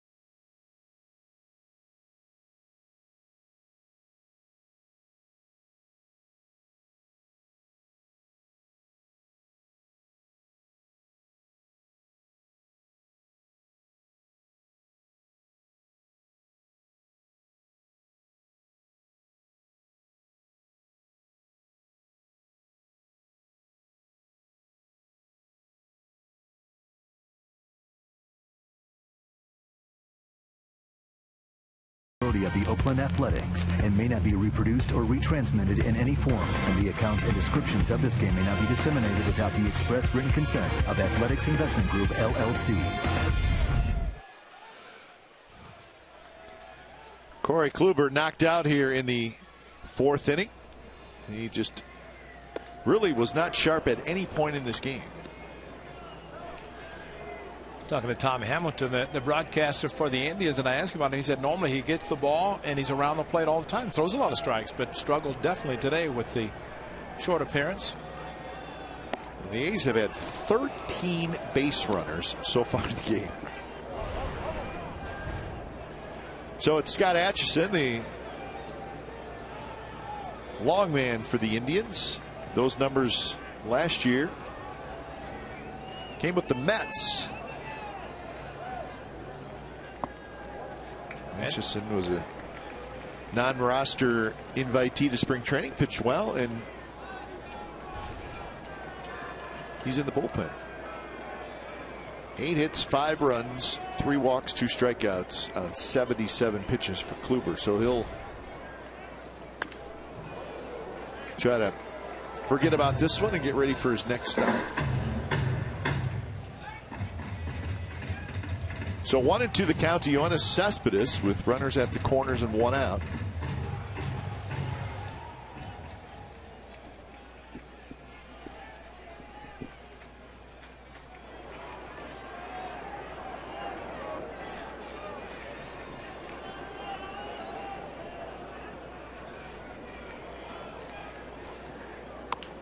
Reach for, tap back to Atchison. Spins and throws to Swisher for the 2nd out, and Donaldson has to stay at 3rd. Moss does go to 2nd. And see, there's your, well, as far as base running is concerned, Josh Donaldson played it perfectly. Another slow hit ball, and if he runs, he's going to run into an out at the plate or a run down and maybe advance the runners. But by starting down the line, it forced Atchison to make the only play he had, and that was the first base. Bad news, the A's with 1st and 3rd could not get the runner in, but at least they have a couple of runners at 2nd. He starts down the line, realized slow hit ball, no chance for double play, especially with the speed of Cespedes. Stays at 3rd, 2nd and 3rd. A's looking for another 2-out hit, but they did not come up with a hit with the runner at 3rd. See if Reddick can get it done. So the A's had a 2-out RBI hit in the 1st. They had a 2-out RBI hit in the 2nd. Cespedes and Lowry, and they'll try to do it again here in the 4th. Here's your hero so far, Alberto Callaspo. Blocked by Gomes. I was thinking about Josh Reddick wearing the number 16. Had a chance to visit with one of the great A's players to wear the number 16, Jason Giambi, on the disabled list with the Indians. Father now of 2, little girl, baby boy 4 months, and he wore number 16 because of 1 and 6-7.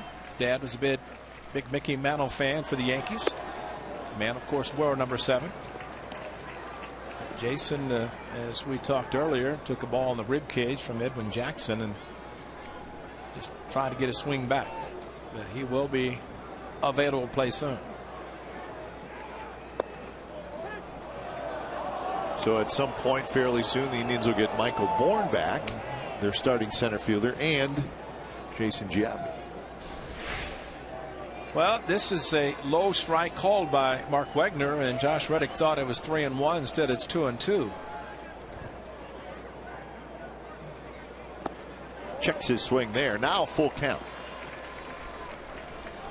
Donaldson at 3rd and Moss at 2nd. Atchison goes for the long walk around the mound. And he's got the hot Callaspo on the on-deck circle. First base open with a left-handed hitter. Of course, Callaspo also left-handed hitter. The bat left-handed against the right-hander. And that's going to be a 2-out walk, and the bases are loaded for Callaspo. Didn't challenge him. Tried to go off speed with him.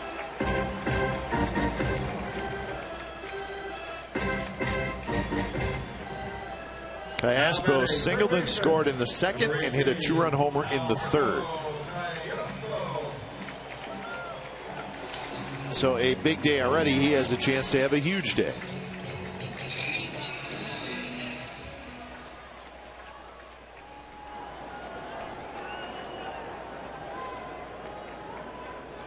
First pitch, a strike from Atchison. First pitch hitting after the 4-pitch walk to Reddick, and Alberto Callaspo, first home run of the season for him and the first for the Athletics.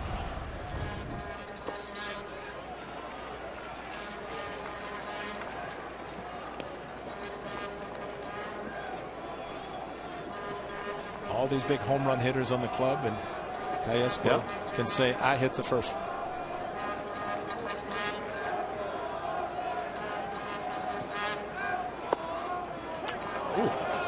That one was lower than the one to Reddick. So,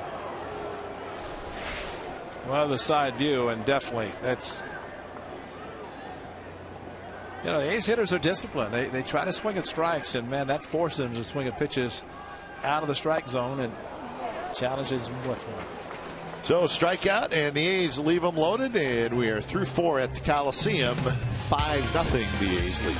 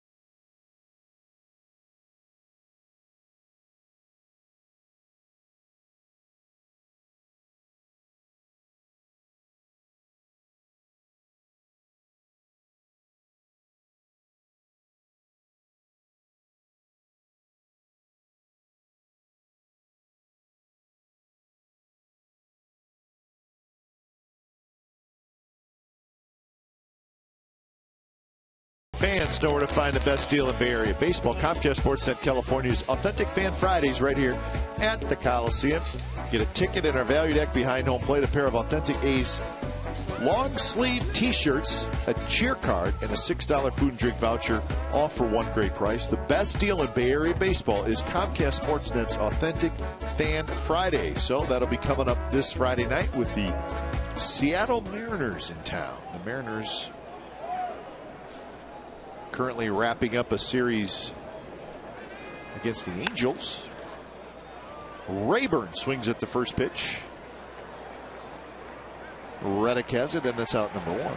And the Mariners have a chance to sweep the Angels tonight, which starting the season 2-0. Of course, big acquisition of Robinson Cano, signing free agent. We will see starting tomorrow night. Well, you know who's reaping the benefits of Robinson Cano right now is Justin Smoke. Right.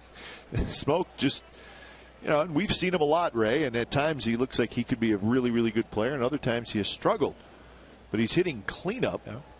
Cano hitting third. Cano's walked, I checked it, he's walked 3 times in the first 2 games. And Smoke has 6 RBIs. And what I read, Wilson, left-handed pitcher, Cano, left-handed hitter, walked him intentionally to get to Smoke, the switch hitter. That's right. And he hit, what, a 2 or 3 run home run or something. But, yeah, you're right. The protection is much before the big hitter in Cano, and definitely after as well. Well, if Smoke becomes a significant contributor, as, you know, I mean, a legitimate middle-of-the-order hitter, all of a sudden the Mariners have a decent lineup. Yeah. They have scored 18 runs, the Mariners have, in the first 2 games against the Angels, and those first 2 games were started by Weaver and Wilson. Well, Weaver pitched okay. Wilson struggled some. Meanwhile, here the hitters better get to a very, very low strike zone by Mark Wegner, because right now Brantley has stepped out after 2 low pitches. Right at Sogard, and that's out number 2. That is 6th ground ball out for Scott Kazmir. So strikeout pitcher, ground ball pitcher. Now batting. Pitches by inning. Good for him. Well, he's retired 8 out of the last 9, and the one guy that did get aboard was wiped out on a double play. So at no point has he been in trouble today, and it's the top of the 5th. He certainly has that stylish left-handed windup and delivery.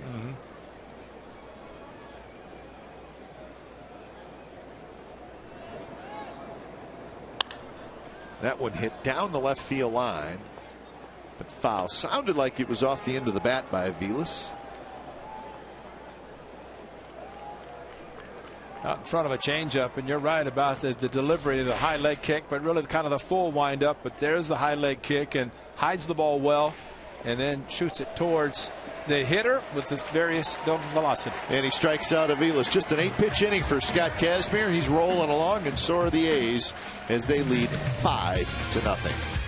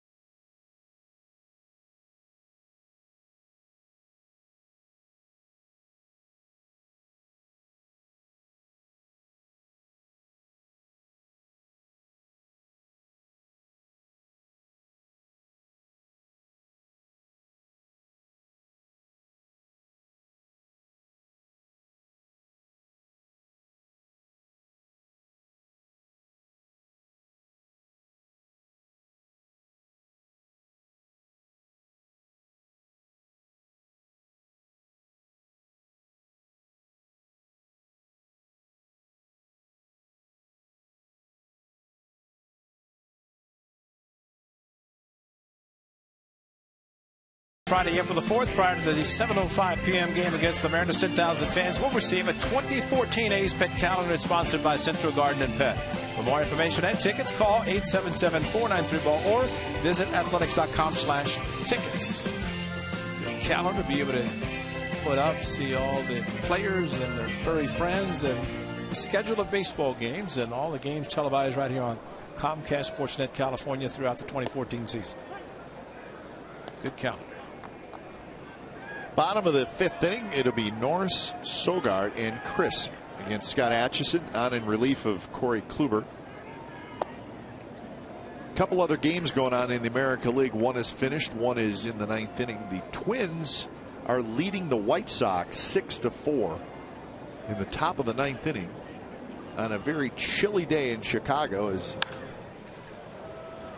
seeing that game in our monitors, there's people wrapped up, and the players have beanies on underneath their hats. So that generally tells you what's going on at the ballpark. In fact, we're headed to Minnesota after the game here on Sunday for 3 games against the Twins. And Steve Vucinich, the terrific clubhouse manager, he sends out the weather and what's going on, and it sounds like it's going to be very cold in Minneapolis. Well, when they post 20 to 40 degrees temperature, I'd say, yeah. And those are 3-day games there, Monday, Wednesday, Thursday, with Tuesday off, in possible anticipation of inclement weather for the opener, so they have the off day on Monday. I don't know if Tuesday. Snow is part of the deal. It did not look like it, but at the bottom, Voos put down dress warm. So it's going to be chilly in Minneapolis. Not surprised by that. It's 38 degrees in Chicago for that game against the Twins and the White Sox. The Tigers beat the Royals 2-1, and 2 games this year and 2 walk-off wins for Detroit. They won this game 2-1 in the 10th inning on an Ian Kinsler walk-off single. Kinsler also homered in that game. Sogard rolls at foul. The pitching matchup was Vargas and Scherzer. Both guys were terrific. In fact, the Tigers had a 1-0 lead going in the 9th inning, and Joe Nathan blew the save.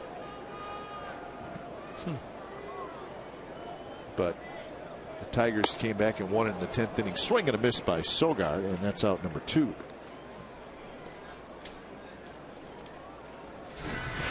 Good fastball from Atchison. Remember, he had thrown a few other types of pitches, especially the 3-2 direct walk in, but good high challenging fastball to Sogard. So here's Coco Crisp, his 4th at bat. In that Tigers-Royals game, Brad Ausmus, the Tigers' new manager, challenged 2 calls, and he got them both overturned. How about that? Brad Ausmus, part of the win today for the Tigers. Quick inning for Atchison, still 5-0 as we head to the 6th.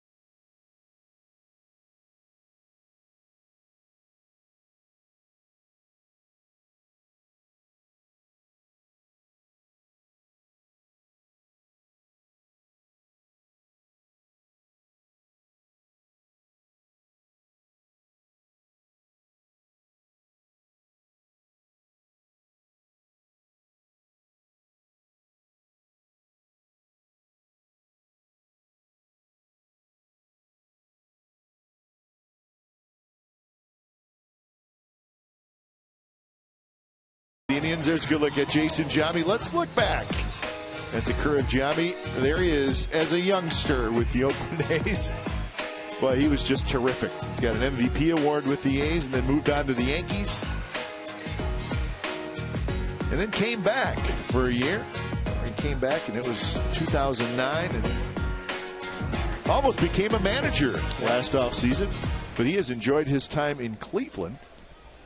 And as Ray said, he's on the disabled list right now, but he will soon be off, and he'll be a pretty good bat to have off the bench. 438 career home runs. I like that timeline to show facial hair. New York, 0 facial hair, because they don't allow it, and then back to his normal style. Well, he's now 43 years old. His first year in professional baseball was 1992. South Oregon. Sogard, what a play. Gets up, throws, dug out by Moss. 1 out.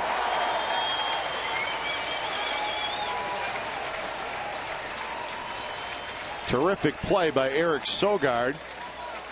He picked a backhander Boy, they picked it clean and got up quickly. Watch out quickly. Pops up like a pop-up slide going into second base, then loses his balance, and a good throw to his first baseman, Brandon Moss. But what a play, taking a hit away from Gomes. Ed Lynch, former pitcher, now scout with the Blue Jays, was asking me yesterday about the play defensively of one Eric Sogard. I think Ed Lynch just added ++ next to his name because that was a tremendous play. Range far to his right and a strong throw to Moss. Big out.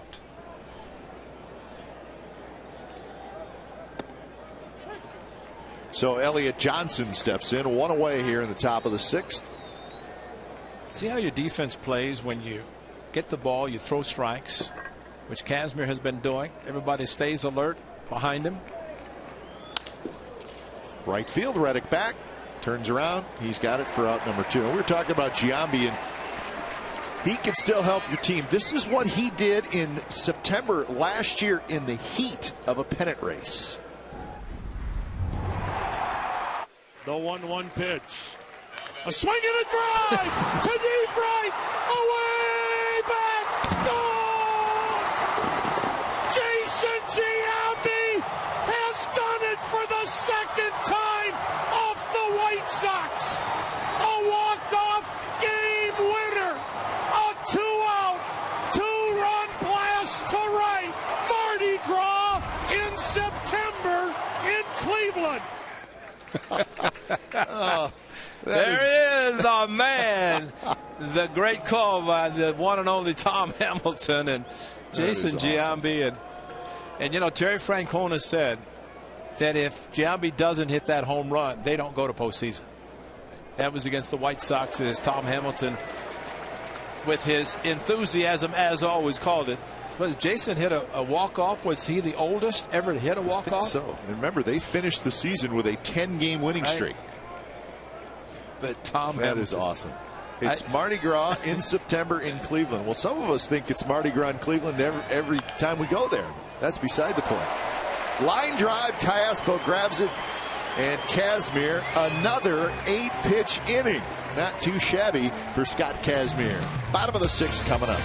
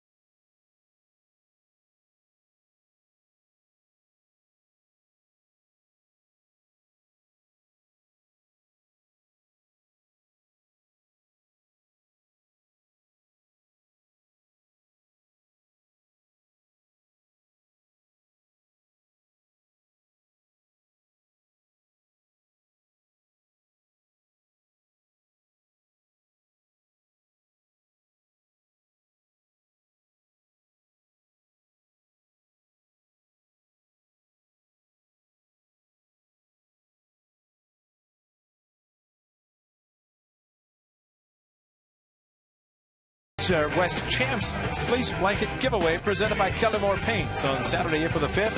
15,000 fans will get a back-to-back Champs Fleece Blanket win. The A's take on Robinson Cano and the Seattle Mariners at 105. That's coming Saturday. For more information and tickets, call 877-493-BALL or visit athletics.com/tickets. 5-0 as it's the bottom of the 6th inning. Sun peeking through the clouds on a Wednesday afternoon. And he's trying to get that first victory of 2014. New pitcher for the Indians. It's the right-hander Vinny Pestano. He'll face Donaldson, Lowry, and Moss.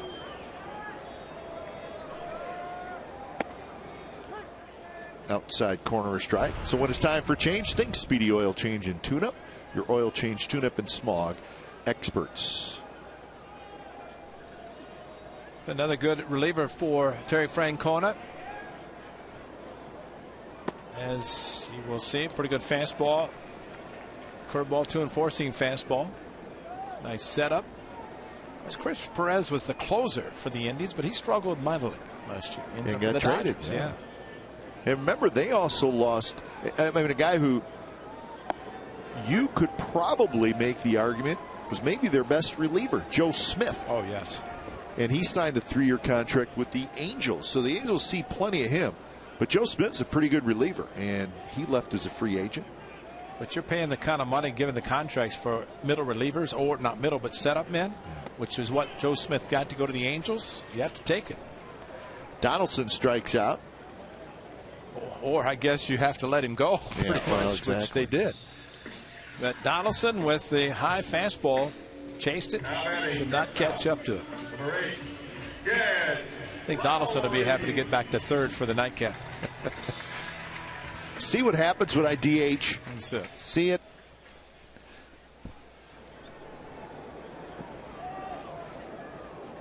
First pitch to Lowry is inside.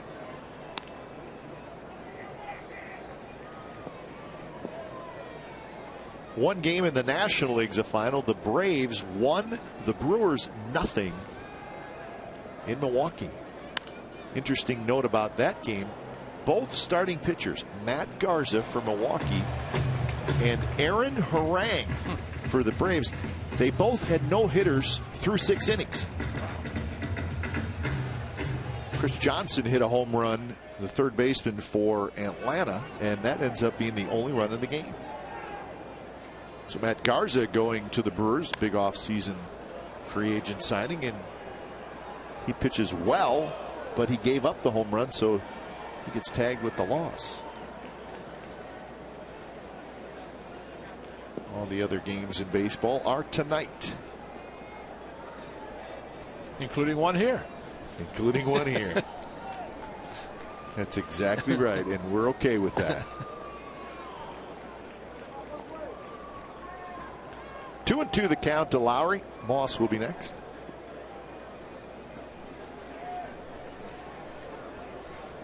The dark clouds just will not go away. I think it's going to be a week of the dark clouds just kind of hanging around. Well, it's coming back. Drops right into the A's dugout. But if that dark cloud was hanging over the old Mistake by the Lake in Cleveland called Municipal Stadium, it would be pouring. It would be pouring there, but not at our hotel, which is 3 blocks away. No, definitely just that area. Just kind of the Lake Erie brought the rain in with a big cloud over the stadium. And that's why it was called the Mistake by the Lake. And now it's a Browns brand new stadium, which they've done a wonderful job with downtown Cleveland. 2-2 pitch. Swing and a miss on a pitch. No, fouled at the plate. Lowry just got a piece of it.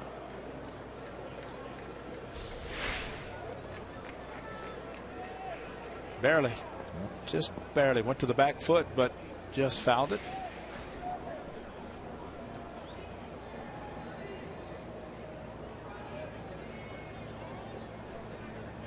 So another 2-2 to Lowry. And he rips one to right. Down the line and off the wall. A big hop. Johnson grabs it, gets it back in. And the doubles machine, that is Jed Lowry, has his first here in 2014. That's a great point, because he protected, got a base hit to the opposite field to drive in a run, and then after just fouling a good breaking pitch from Pastano made a mistake with a fastball down the middle, and that's how quickly Lowry turned on it. And watch how quickly the hips open, the bat, great extension. Just another double down the line. And as he said, coming here last year, he knew he was going to have to make some adjustments. Not as many home runs as he would hit in Houston, but what a great season he had last year here. First pitch to Moss. Well, I can back you up on that, Ray. In 2012, 97 games in Houston. 97 games, 16 home runs. Last year in Oakland, 154 games, 15 home runs. But a significantly higher batting average and 45 doubles last year. And listen, I don't think Jed Lowry's ever going to hit a whole bunch of home runs, but it's smart enough to realize a different park and different way the ball carries. And Minute Maid Park in Houston, the ball is going to carry quite a bit better. And plus, he was healthy last year. The number of games that he did play, which is always important if you want to put up big numbers, playing every day, which he did.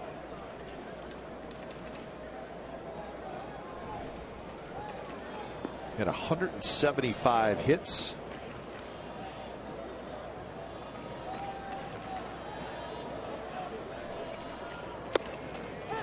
.30 pitches there for a strike to Moss. Cespedes will be next. The White Sox have scored 2 in the bottom of the 9th to tie the Twins 6-6, and they're still batting against Glenn Perkins, the Twins closer.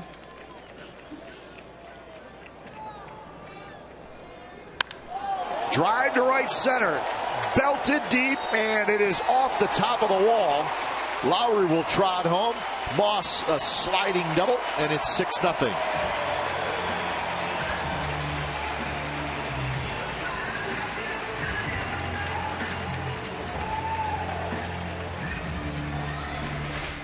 Well, what might have been or could have been ball 4 and a high fastball was called a strike by Mark Wagner, and Brandon Moss almost got his first home run. A line drive off the top of the jagged edge of right center, but a very quick stroke on a fastball thrown by Pistano, and Brandon Moss not really thinking it's going to be a home run. Maybe had some top spin on it to keep it in the park, but excellent swing. So back-to-back doubles, another run for the A's, and here's Cespedes. Sweeping sliders outside. 64-9 last year were the A's when scoring 5 or more runs. What happened to the 9 losses when they scored more than 5? Come on. Good pitching staff. Well, the A's, thanks to their good pitching staff, they do not play a lot of slugfest games. Right.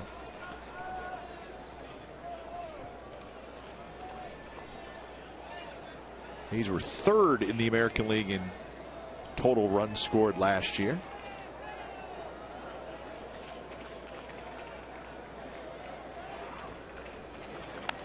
Cespedes, big swing, and he hit it right off the end of the bat. 2-1 the count.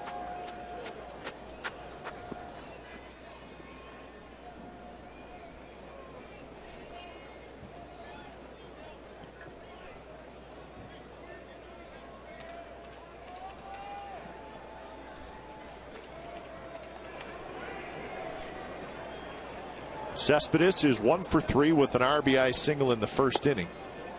And now it's 3-1.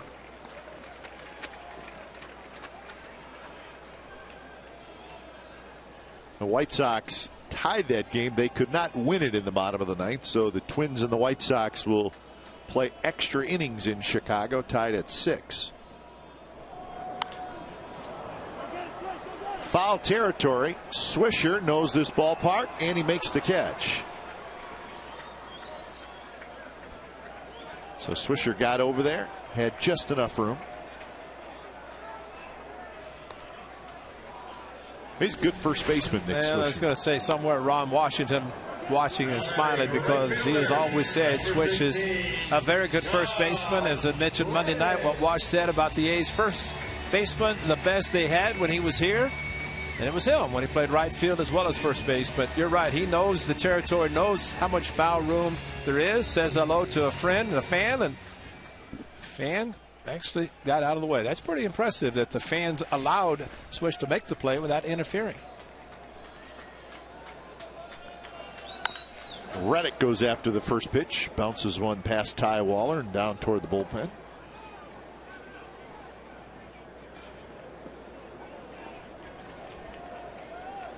Reddick with a couple of walks and a ground out. Today he has scored a run. So still looking for his first hit here in 2014.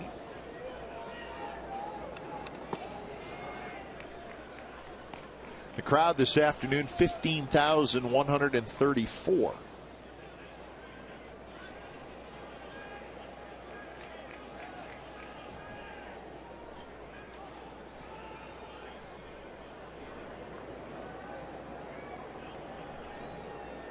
Remember, if you had tickets for last night's game, use them tonight. That is kind of interesting, but today's game, 12:35 first pitch, and of course there are tickets for this game, and they were used. And you're right, and that was the regularly scheduled game, anyways. Right. Was a day game today. Exactly. So it's nice the way they just had those tickets. People can just come 24 hours later, and they found out early enough last night. Yeah, they didn't have to even come to the park. And the game was,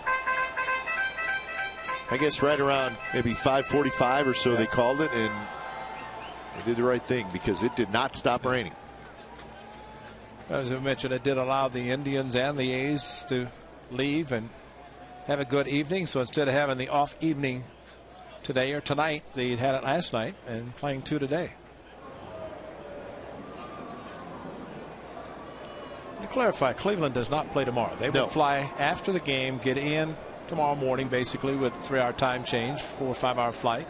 But they have the day off tomorrow, and that's why this game, under the new guidelines, is supposed to be a day game to allow them to have the full day off at home, which they would have without the day night. A run for the A's on back-to-back doubles by Lowry and Moss. So we're on to the 7th now, 6-0 Athletics.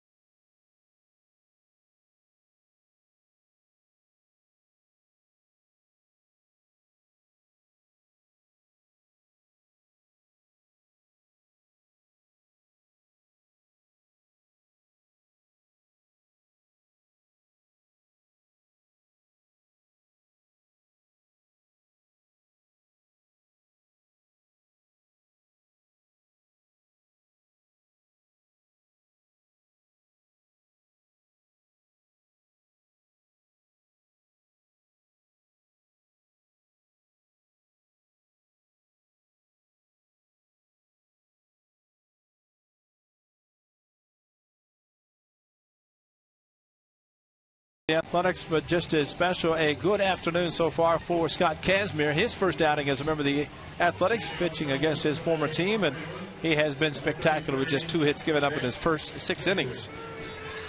And he's not throwing a lot of pitches doing it, just 8 pitches in the 5th, 8 in the 6th, and pitch count as we speak just at 69. So Scott Kazmir pitching into the 7th inning. And during spring training, I think the most he ever got was 5 2/3 innings, but considerably more pitches than what he's done this afternoon. Well, he has not been in trouble at all. Swisher, Kipnis, and Santana here in the top of the 7th inning.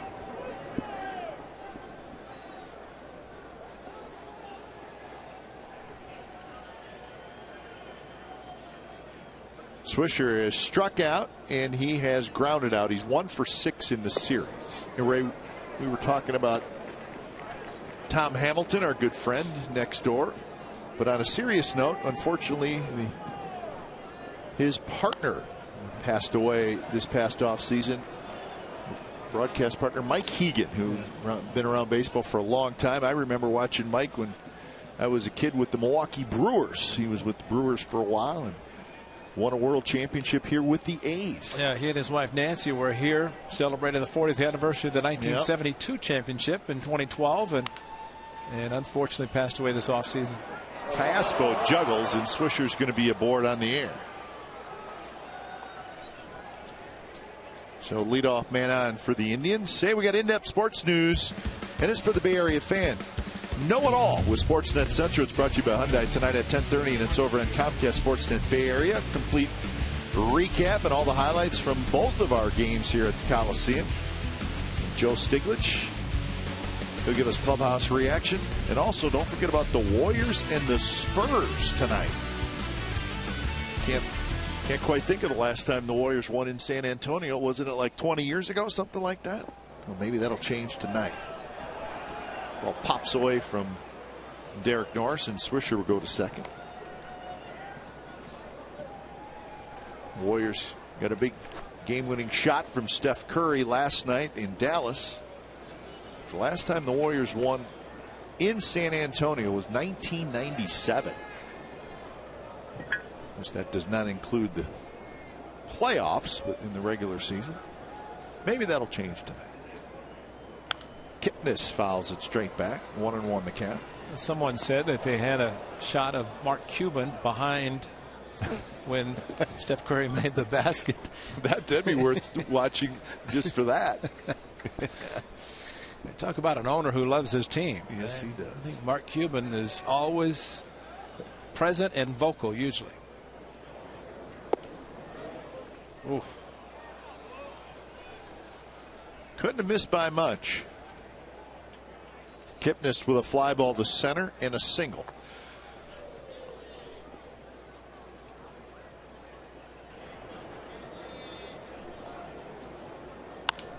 Popped up right center. Long run for everybody, and it's going to be Reddick. So one away here in the seventh inning. Just 76 pitches for Scott Kazmir. I was thinking about the last time the A's had a scheduled split doubleheader with Boston. Was it the Hurricane a couple of years ago? That split doubleheader? It was expected to come in, and remember it rained all day. Yeah. Ended up getting out to get to Cleveland. But what I remember about that game is that, of course, split, they had to empty the stadium and sellouts all the time for the Boston Red Sox, but someone tried to convince Bob Melvin to concede the first game.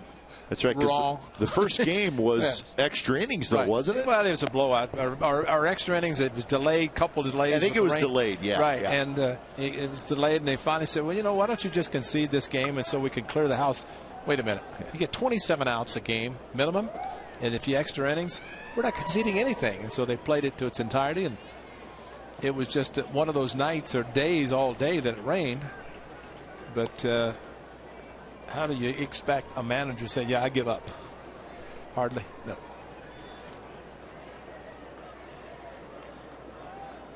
When Tim McClellan, that was not a good road trip. No, that's when Tim McClellan flew on the plane to Cleveland. Yeah. The chief umpire in chief and his crew.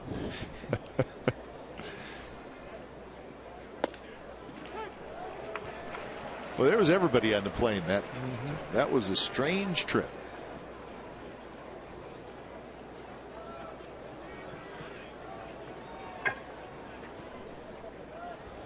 Carlos Santana is 0 for 2. 0 for 6 in the series.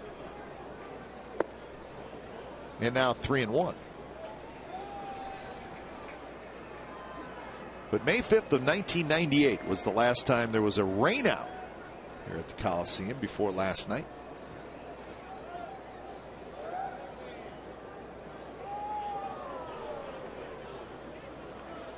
Santana, a bullet right into the glove of Cayaspo, and that's out number 2.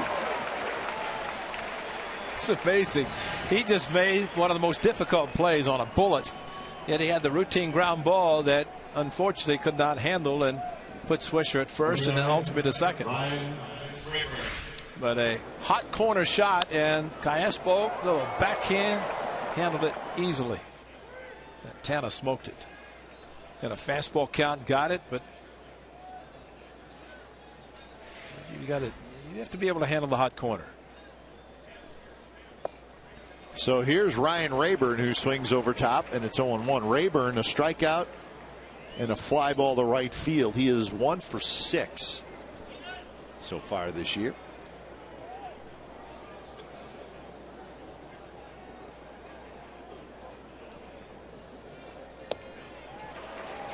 Looks like it could be a platoon with Rayburn and Murphy. Could share the time for the Indians. It was Rayburn who they wanted to play in Detroit at second base. Yep. And that's when Brandon Inge was let go. He's ended up picking him up. That's the breakdown for Scott Kazmir. Fly ball, ground ball outs. Of course, 3 ground ball outs in the 4th inning, included the double play, which started a nice streak of consecutive batters out. Strike 3 called right at the knees. He painted the outside corner for strikeout number 5. So Kazmir terrific through 7, 6-0 A's as we have hit 7th inning stretch.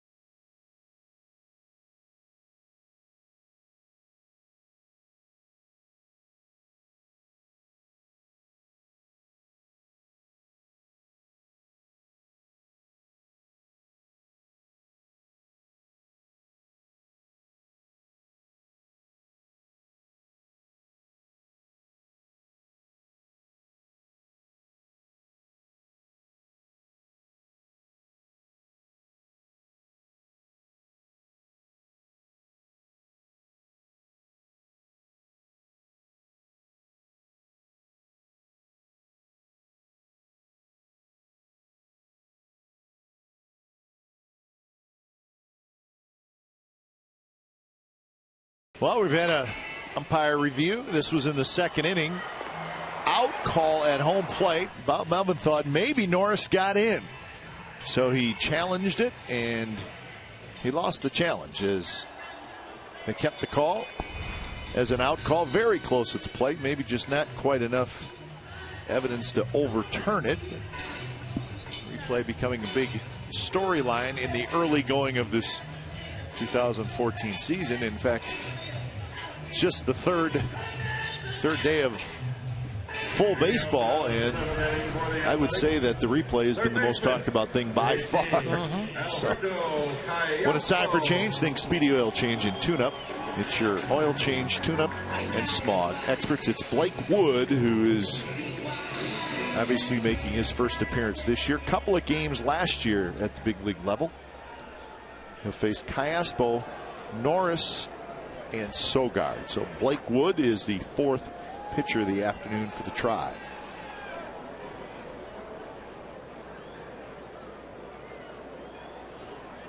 Well, Blake Wood will always remember what his manager Terry Francona did pitching in spring training. Terry Francona went out to the mound. He told the catcher, stay back a few minutes. And he went out on the mound and said to Blake Wood, have you ever been told you made the club while standing on the mound? No, sir. He said, well, you just did. Is that great or what? That is great. I mean, talk about excitement when you're on the mound and the skipper comes out and said, hey, you made the club. You know, and some people say, well, that's not a class. Listen, that's touching, because Terry Francona is as good a manager is when it comes to the respect of his players, and to be able to do something like that to inform the young man, because I'm sure he was nervous, as all pitchers are at the time of the year, whether they're going to make the club or not. He didn't know, but he found out. I thought it was great. I did too. It shows that, you know, Francona's got a little bit of a clue, you know. Well, they called his general manager, Chris Antonelli, and he said, you know, do you mind if I tell him that he's made the club? He said, when? Well, on the mound. He said, do it. So that's, but I mean, that's what, and Bob Melvin's the same way. You have to have the respect of your players, and that's the reason they play hard for you. And I think we're seeing 2 managers on the field today, and Tito Francona and Bob Melvin, whose players would do anything for them to try to play well enough so they win. Wood reaches down and grabs that, flips to Swisher. Cayaspo is retired, and that's out number 1. And Wood, who just got to the big leagues last year for a month. So he's obviously never made a big league team out of spring training. He spent 7.5 years in the minor leagues before getting to the big leagues. So he's just thrilled to make the team, and then to find out when the manager's taking the baseball from him. Well, how many times we talked to AAA managers and Steve Carsoni for the A's, Sacramento River Cats, and because of the transactions during the season, players coming and going, that they have the opportunity to call somebody in and tell them they're going to the big leagues. That I don't think I've ever heard of a player being told on the mound of an exhibition game, spring training, major league contest, and he made the team. It's very touching. A right field, and that will fall. A flare for Norris. He's going to try for 2. And now he's caught in a rundown, hustling back to first base, and the ball hits him, and he's going to be safe.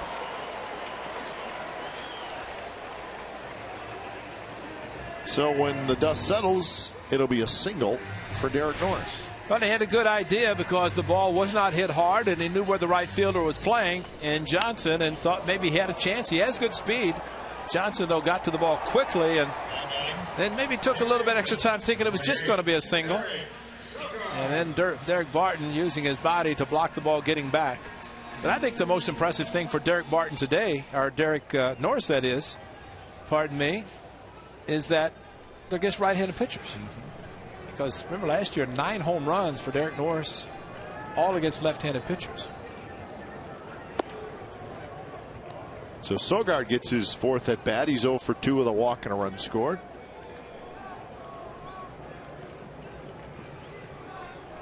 He's with 1 in the first, 2 in the second, 2 in the third, 1 in the 6th.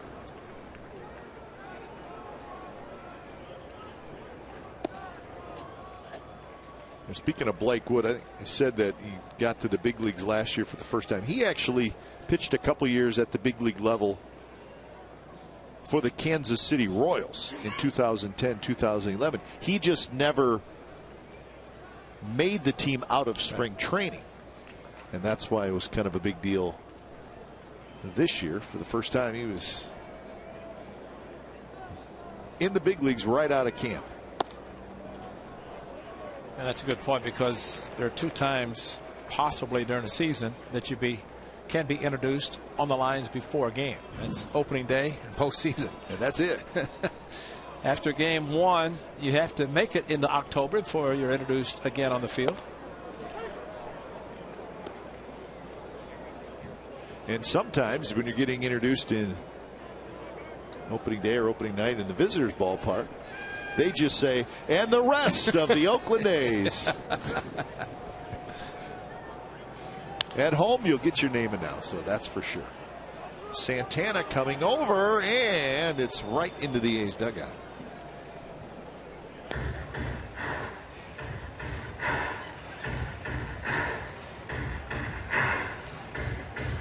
Coco Crisp waits in the on-deck circle. Remember to join us for game 2 of this day-night doubleheader. First pitch is at 6:05. We got another A's pregame show coming your way at 5:30 right here on Comcast Sportsnet California. Double duty. Ernie Banks would always say, let's play 2. But Ernie played at the time when they did play 2. They'd play a doubleheader maybe on Sunday, have Monday off. And you might have 20 doubleheaders in a season. Not anymore.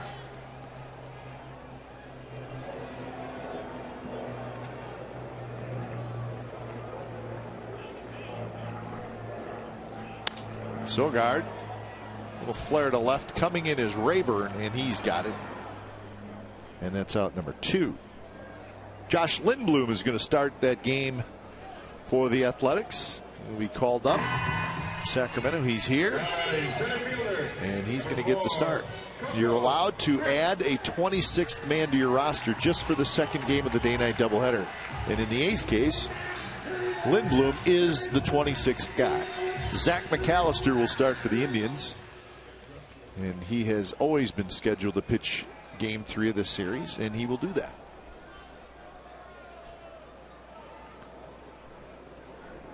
They have to get a new card for game 2. And a lot of times I like to go to baseballreference.com, right? I know you go there quite often, the website, and it's great because you can go back and you look at box scores from the 50s and 60s. It's very interesting, and you can also look at it, a team's kind of schedule and their scores and results from any year you want. And it's always interesting to me is how different the schedules were when you played in the 60s and 70s. It was just, you saw 2-game series, you saw sometimes days off in the middle of the now it's you either got a Monday off or a Thursday off. That's pretty much the way the schedule is. But you saw lots of double headers. How about a scheduled double header the Sunday before the All-Star break in 1970, which is what we had. But it's always interesting to look at. Like I looked at what the A's did their first week in their first year here in Oakland was 1968, and they played 1 game in Baltimore and then had a day off, and then they went and played 2 games in New York and then 2 games in Boston, and then came home to play their first game ever here in Oakland. It's like, well, why would you just play 1 in Baltimore and then a day off and then go to a different city? Again, this is 1968, so who knows what the reasoning was. Well, you go back to the time when there were 8 teams in the American, 8 teams in the National, and the World Series was over October the 7th. Yeah. Now you're lucky to get the Division Series over, plus the League, and then the World Series following those. And that's why sometimes they play November 1st. By comparison with the expansion of the teams now to 30 compared to one time 16 makes a huge difference. Catfish, perfect game, 1968. He was on that opening road trip. Yes, he was. Unfortunately, the battery of that perfect game, Catfish Hunter, Joe Pagliarone, have both passed away. Coco drills one to right field. Johnson, he's been busy out there today. He gets back. Warning track. He makes the catch. Side retired. Hit and a runner left, and we're on to the 8th inning. The A's with a 6-0 lead.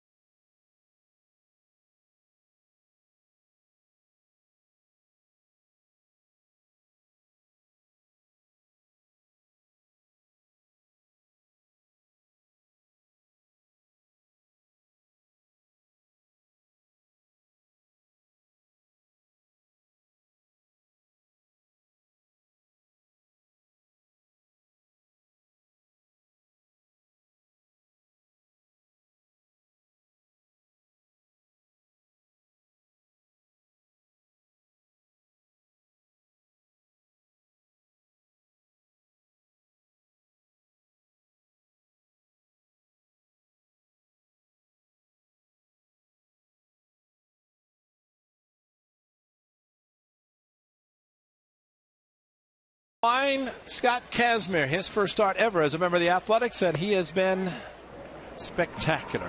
I think Billy Beane might have known what he was doing, figuring Bartolo Colon was going to be leaving.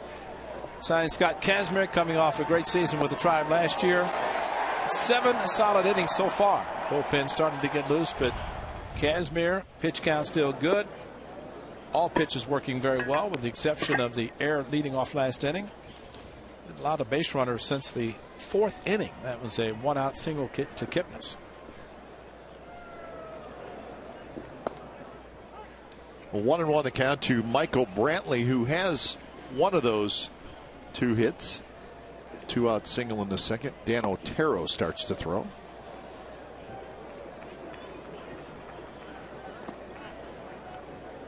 Scribner, Otero, and Pomeranz did not pitch on Monday night.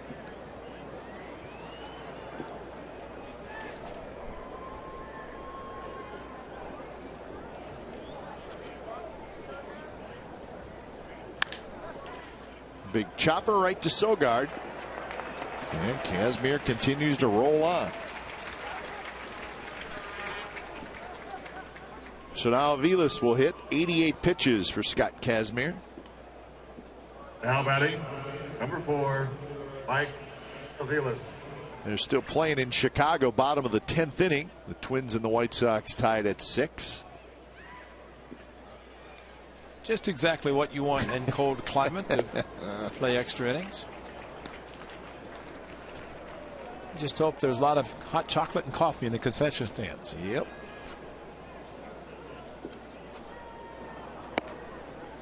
Touch outside, 1-1 the count. Well, our coldest game that we broadcast together, and this is our 11th year, it was in Cleveland. Do you remember that, when we actually had the windows closed, which it was snowing. Which we do not do, but it snowed that day, I think. Yeah. It did snow. It was snowing, and it was, I don't remember the exact temperature, but I think it was maybe 31 or 32 degrees. Went back the next time, it was 98 with the percentage of humidity the same. Very muggy. 2008, we're told. I don't remember that, but I remember it was a day game, and it was frigid. Yeah. Aviles shoots one foul. And it was not here. It was in Cleveland. Right. A lot of suggestions from various people about how to deal with weather at the beginning of the season. One person said, you know, spring training's too long. They should start the season a week earlier. Fair. Just over the bag. Yeah. So Aviles will get to second. Now the ball trickles away from Cespedes, but Aviles decides to stop at second. So that ball was kind of, it must have kind of hooked around the bag. Derek Norris, Bob Melvin's got to go out perhaps to bring Otero in. And Derek Norris had the best look at it and took his mask up on his helmet. So Scott Kazmir, it looks like it's going to be done for the afternoon. He's going to get a huge ovation, and it's well deserved. 7 1/3 shutout innings for Scott Kazmir.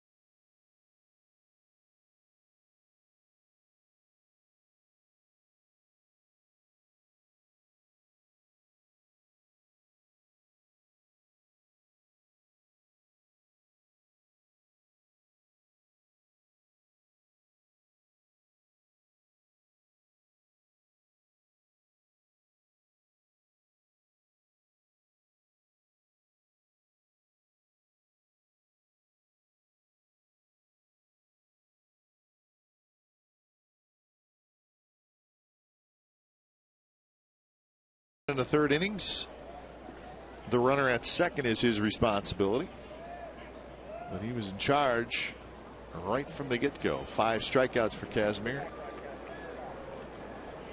So Dan Otero comes in. He faces Yan Gomes.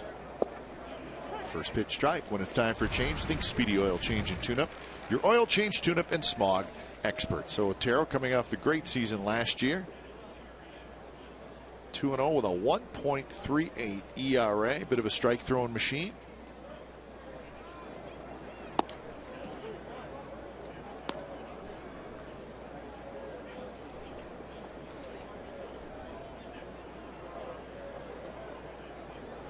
Otero pitched 12 innings this spring and did not walk a batter. So he's generally around the plate. Good sinker. Sinker, slider, keep the ball in the park. That's his #1 objective, and it's what he did last season.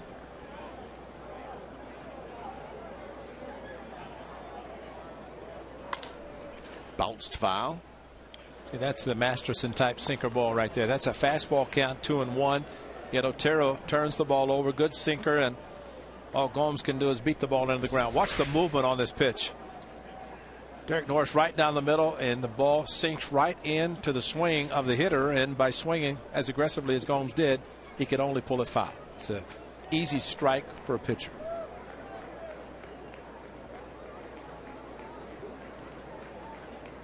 Elliott Johnson will be next. That sinker drops low. 3-2 to Yan Gomes.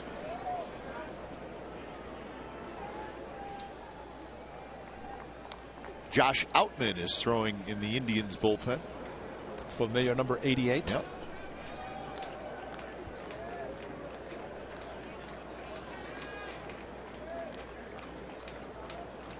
Gomes bounces it to Lowry, who reaches down, picks it up, throws in time with Aviles going to third, 2 outs. In a closer game, maybe earlier in the game, that's an out at third base. That's bad base running by Aviles. It worked out for him with a hard hit ball right to the shortstop Lowry, but Lowry's looking for outs, trying to finish the game and not wanting to take a chance with the runner going to third.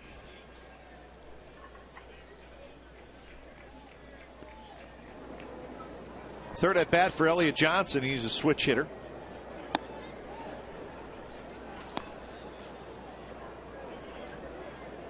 Seen Elliott Johnson with a couple different clubs over the years. First saw him with the Rays, and then last year with the Kansas City Royals. This year with the Indians. Also spent some time with the Atlanta Braves last year.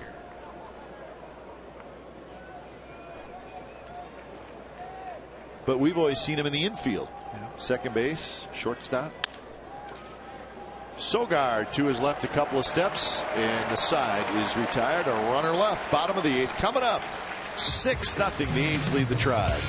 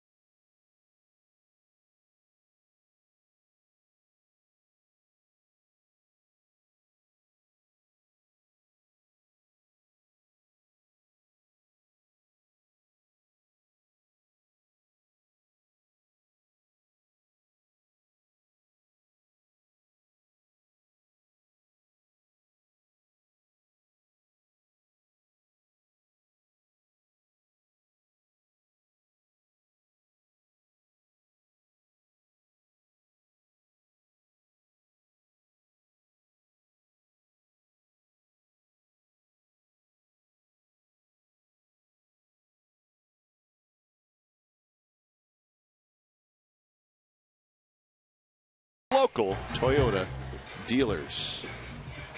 Had a little replay action, but not before the A's scored early and often. But this is the play that was reviewed. Called out. Bob Melvin said, I'm going to challenge it. And very close was the replay. And the umpires decided not enough evidence to change it. So Bob Melvin lost his challenge early. Caspo, first home run of the year for the Athletics. And the A's had a 5-0 lead after 3 innings, and Scott Kazmir in complete control. He goes 7 1/3 innings, does Kazmir. He ends up throwing 94 pitches. Dan Otero comes in, gets the final couple outs in the 8th inning, and it's 6-0. The A's lead the Indians here in the bottom of the 8th inning. So Scott Kazmir in control. Breezing along. Good location. Good fastball, good change, and he had no problems today. This is Josh Outman, former Athletic. So Outman came to the Indians. Off-season trade. And he faces Donaldson, Lowry, and Moss. So first appearance for Outman. Josh said he is now relegated to the bullpen. Of course, he started a little bit for the Athletics and went to the Rockies, Coors Field. He said, happy to get out of Coors Field, happy to be with the Cleveland Indians. And of course, wearing the old style stirrup socks, showing the horseshoe in the back. It's very unusual in today's world. That's stylish there, man. You just don't see that. Well, and George Hendrick wouldn't know what to do. But what I like about Outman is he's always worn them that way. That's right. And he's going to wear them that way his entire career. Yeah. Remember this trade? It was 2008, Ray. Matt Spencer, Adrian Cardenas, and Josh Outman for Joe Blanton. That's right. And Big Joe's back in the green and gold. Yeah. Joe Blanton was signed to a minor league contract by the Athletics a couple days ago, and he will pitch for the River Cats in AAA. Kipnis gets back and makes the play right in front of the center fielder Brantley, and that's out number 1. So a little starting rotation depth for the A's. They get Blanton, and the Angels are paying $8 million of his salary, so it's really a no-risk move by the Athletics. And even if Joe makes it to the big leagues, the A's only pay a minimum salary. Yeah. You know, and that's the only money that the Angels would save. But unfortunately for Joe and for the Angels, he doesn't perform that well for them. Still a good guy. Pitched well for the A's before going to the Phillies.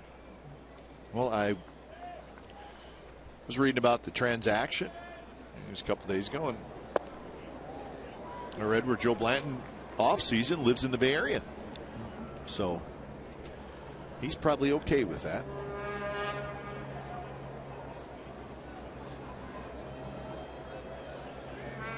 Good game for Lowry. He's 2 for 3. A single, a double, an RBI, run scored, and a sacrifice bunt.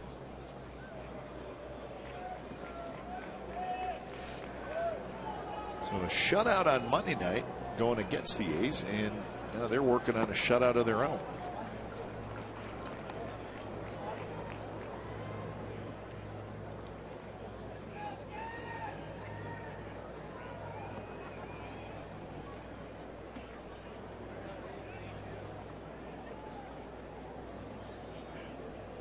Swing and a miss.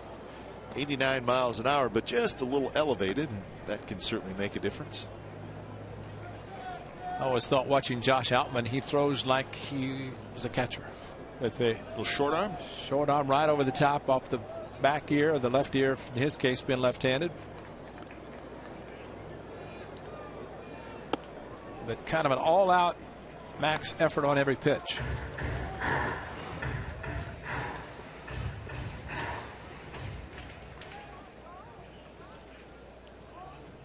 Midwest guy in the St. Louis area.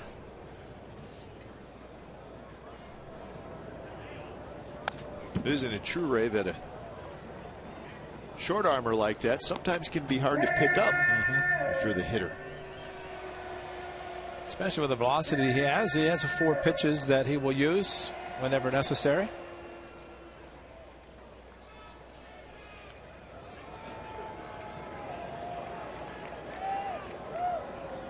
So good battle here. 3-2 the count to Lowry. And he missed inside, and it's a 1-out walk.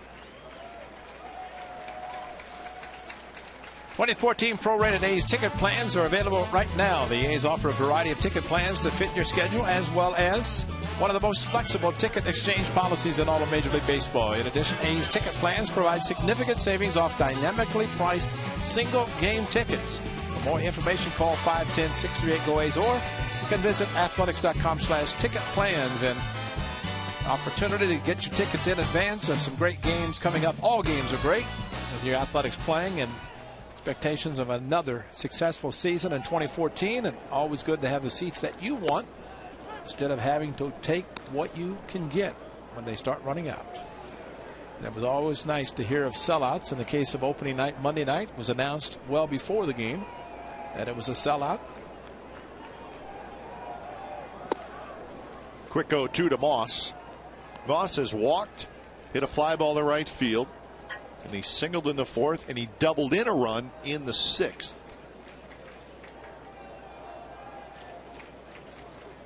So 2 for 7 on the year.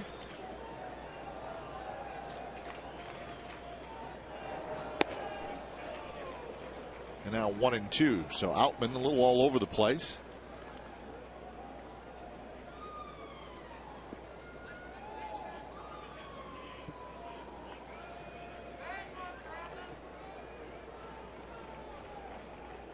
Looks like Otero's going to be the guy to try to wrap this one up in the 9th inning. A's bullpen is quiet.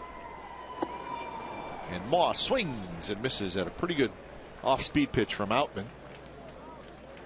So 2 outs here in the bottom of the 8th inning, and that'll bring up Cespedes.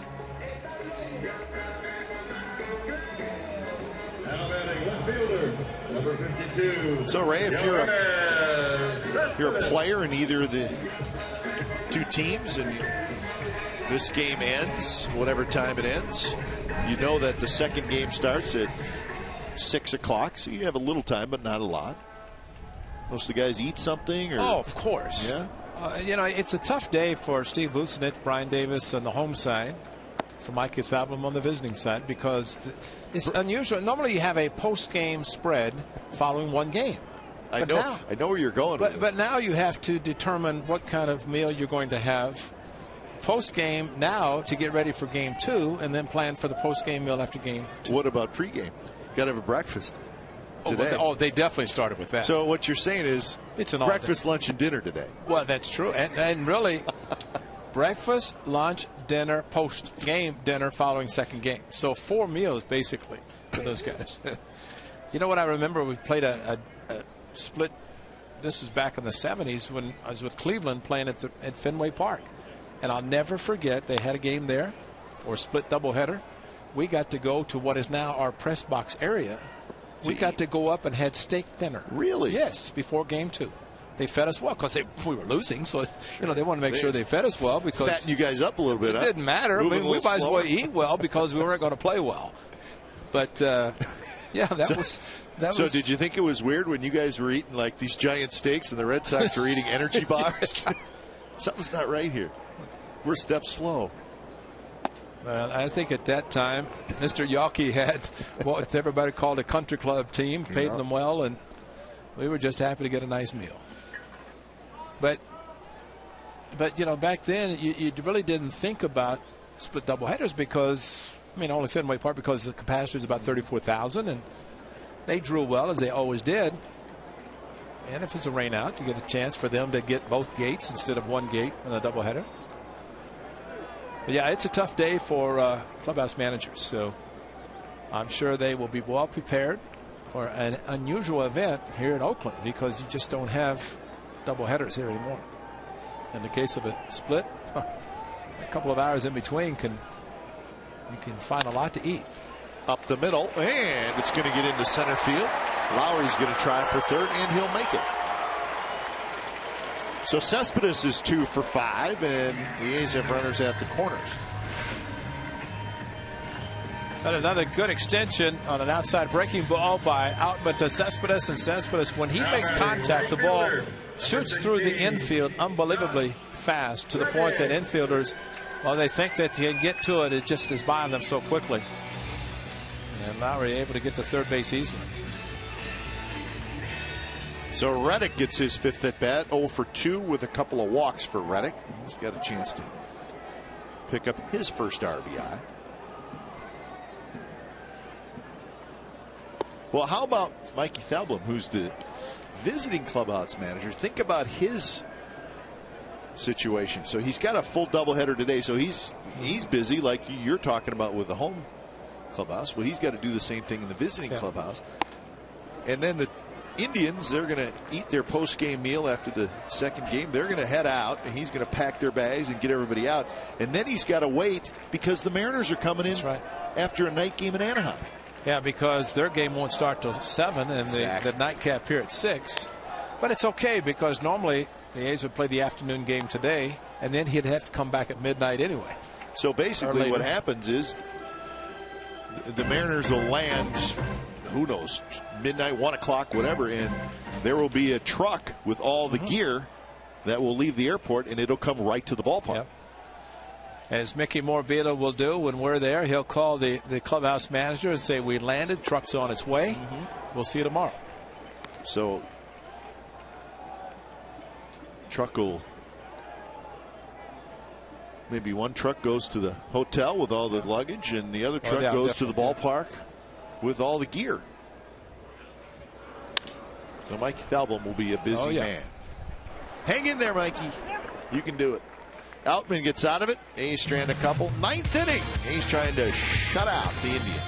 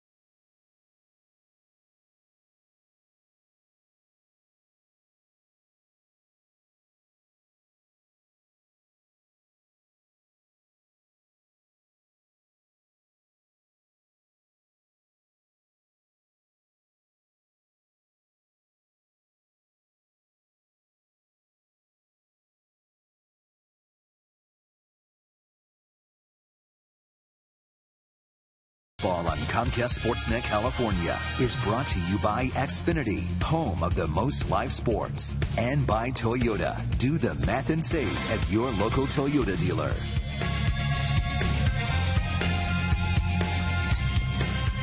Ninth inning, A's trying to get a shutout for their first win of 2014. It'll be up to Dan Otero. Scott Kazmir, the hero right now. Plenty of offense today for the A's, but Kazmir the story. 7 1/3 shutout innings. Kayaspa with the home run. Derek Norris with 3 hits. Couple of hits for Moss, couple of hits for Lowry. 1-2 now to Asdrubal Cabrera, who is 0 for 3 and 1 for 6 in the series.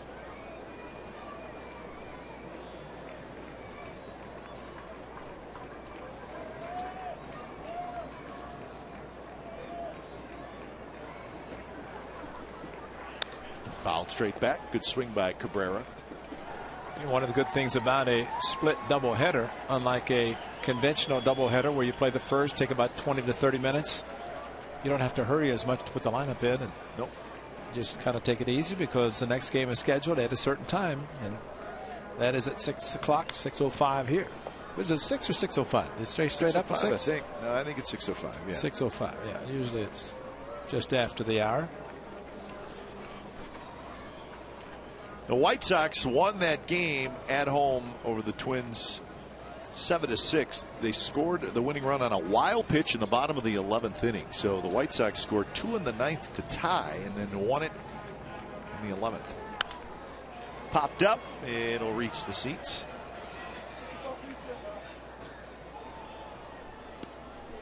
The White Sox have won their first couple of games this year. But after losing 99 last year, they've got to be happy to get off to a good start. 99, and they revamped their team quite a bit.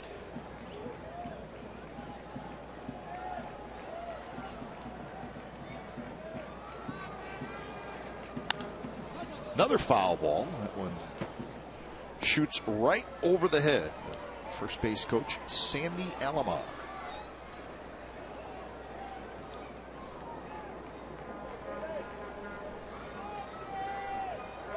Rookie of the Year, the American League, big hero in Cleveland with his great catching and great hitting.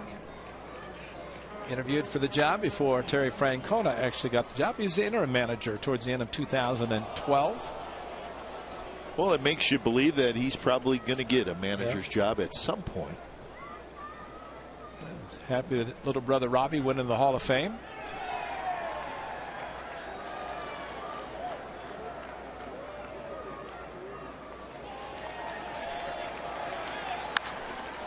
That one hit very high to right center. Coco fighting that sun, and instead Reddick comes over and says, I'll take care of it, and he does. And that's out number 1.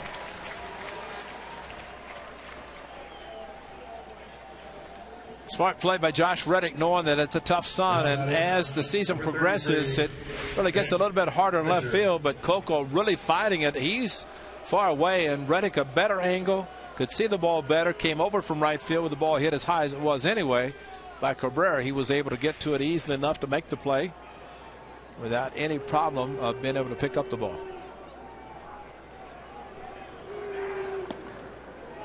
So Swisher steps in, 0 for 3, reached on an error in the 7th inning.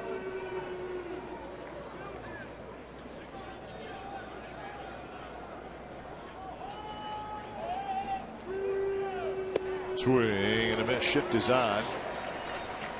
Caspo, the only man on the left side, playing the shortstop position.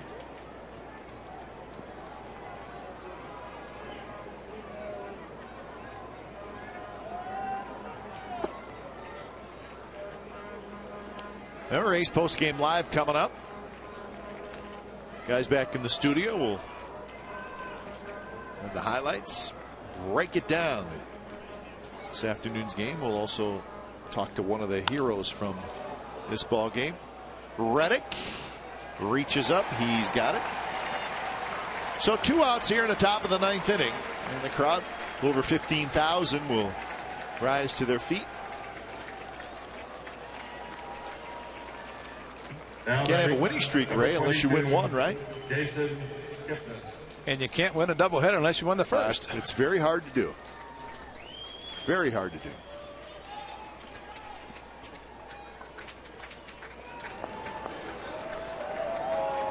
First pitch to Kipnis is strike down around the knees.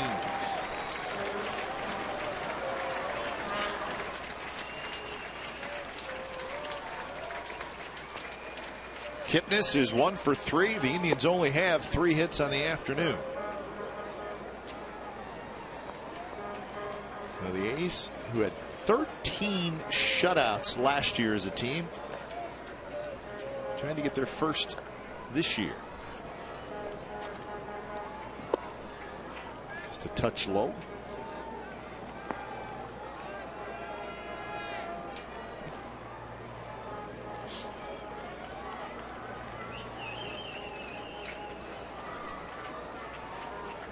A's play Kipnis pretty much straight up. And he rips one to right field, down the line, right over the foul pole. Foul. Kind of tomahawked it looked like. I jumped out of my seat when I heard Tom Hamilton. Tom Hamilton got excited. He's right next to us. It was gone. It's just a matter of fair or foul. Mardi Gras in Oakland in April.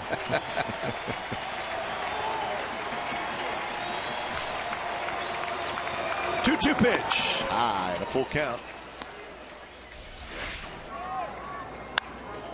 Kipnis, he just hooked it too much. Hit it too hard, and the hook on his left-handed swing.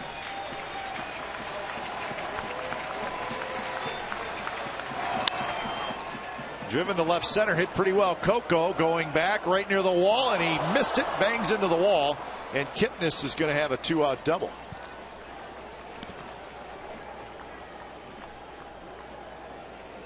So Coco could not quite get to it.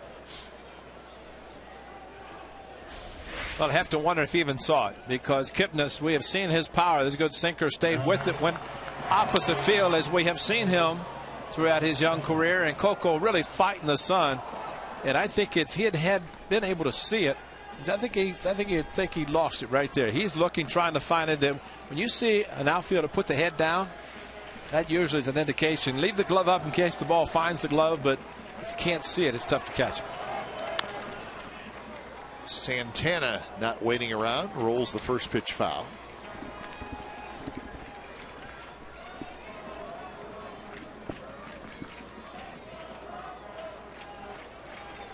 Carlos Santana is 0 for 3. Hit into a double play in the 4th inning. He lined out in the 7th. Fernando Abad starts to throw. I guess what you really don't want to have happen here, Ray, is you don't want Dan Otero to end up. He's already thrown 30 pitches. Well, you don't want him to get up to 40, or then that's a lot of pitches for any reliever. Inside corner call to strike. So 1-2 now.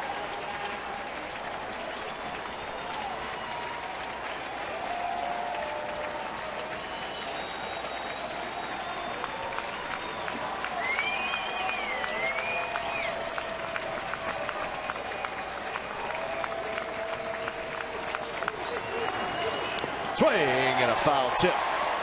This rolls under the glove of Norris.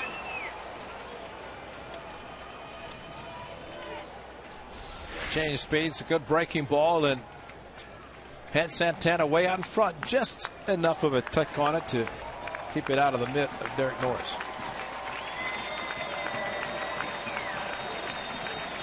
Try it again. 1-2 is inside.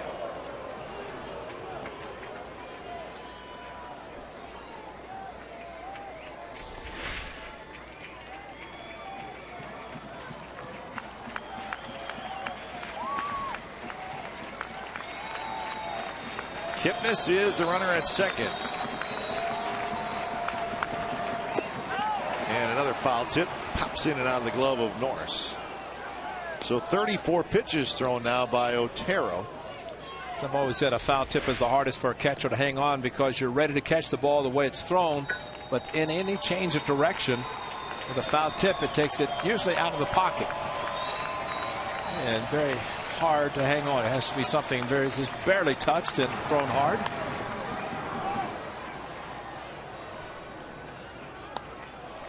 Yeah, usually even when a foul tip is caught, it always looks like it rattles around just a little bit in the pocket of the glove.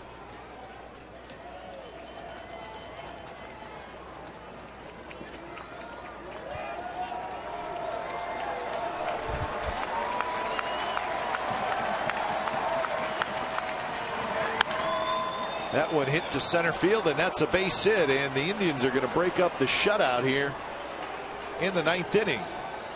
So Carlos Santana with an RBI single, and it's now 6-1.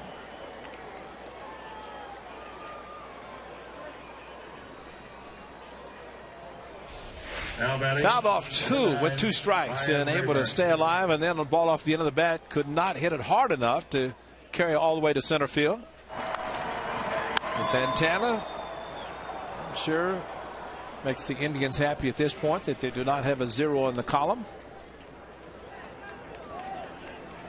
So here's Ryan Rayburn, pitches outside. But I would think Abad was getting up to get loose for Brantley, who's the left-handed hitter in the on-deck circle. And last thing Otero wants to do is have to come out of this game.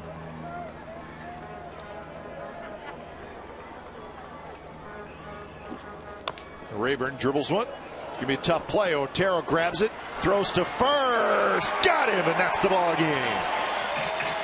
So Dan Otero finishes it with a nice play. As he had a scramble off the mound, throws out Rayburn. A run for the Indians, but well short. So the A's get their first win of this 2014 season. And behind a terrific outing from Scott Kazmir, the A's win it 6-1. So A's get the first win. Second game of the doubleheader coming up at 6:05. You've been watching A's baseball at Comcast Sportsnet California. Don't go away. A's postgame live with Brody and Shooty starts right now.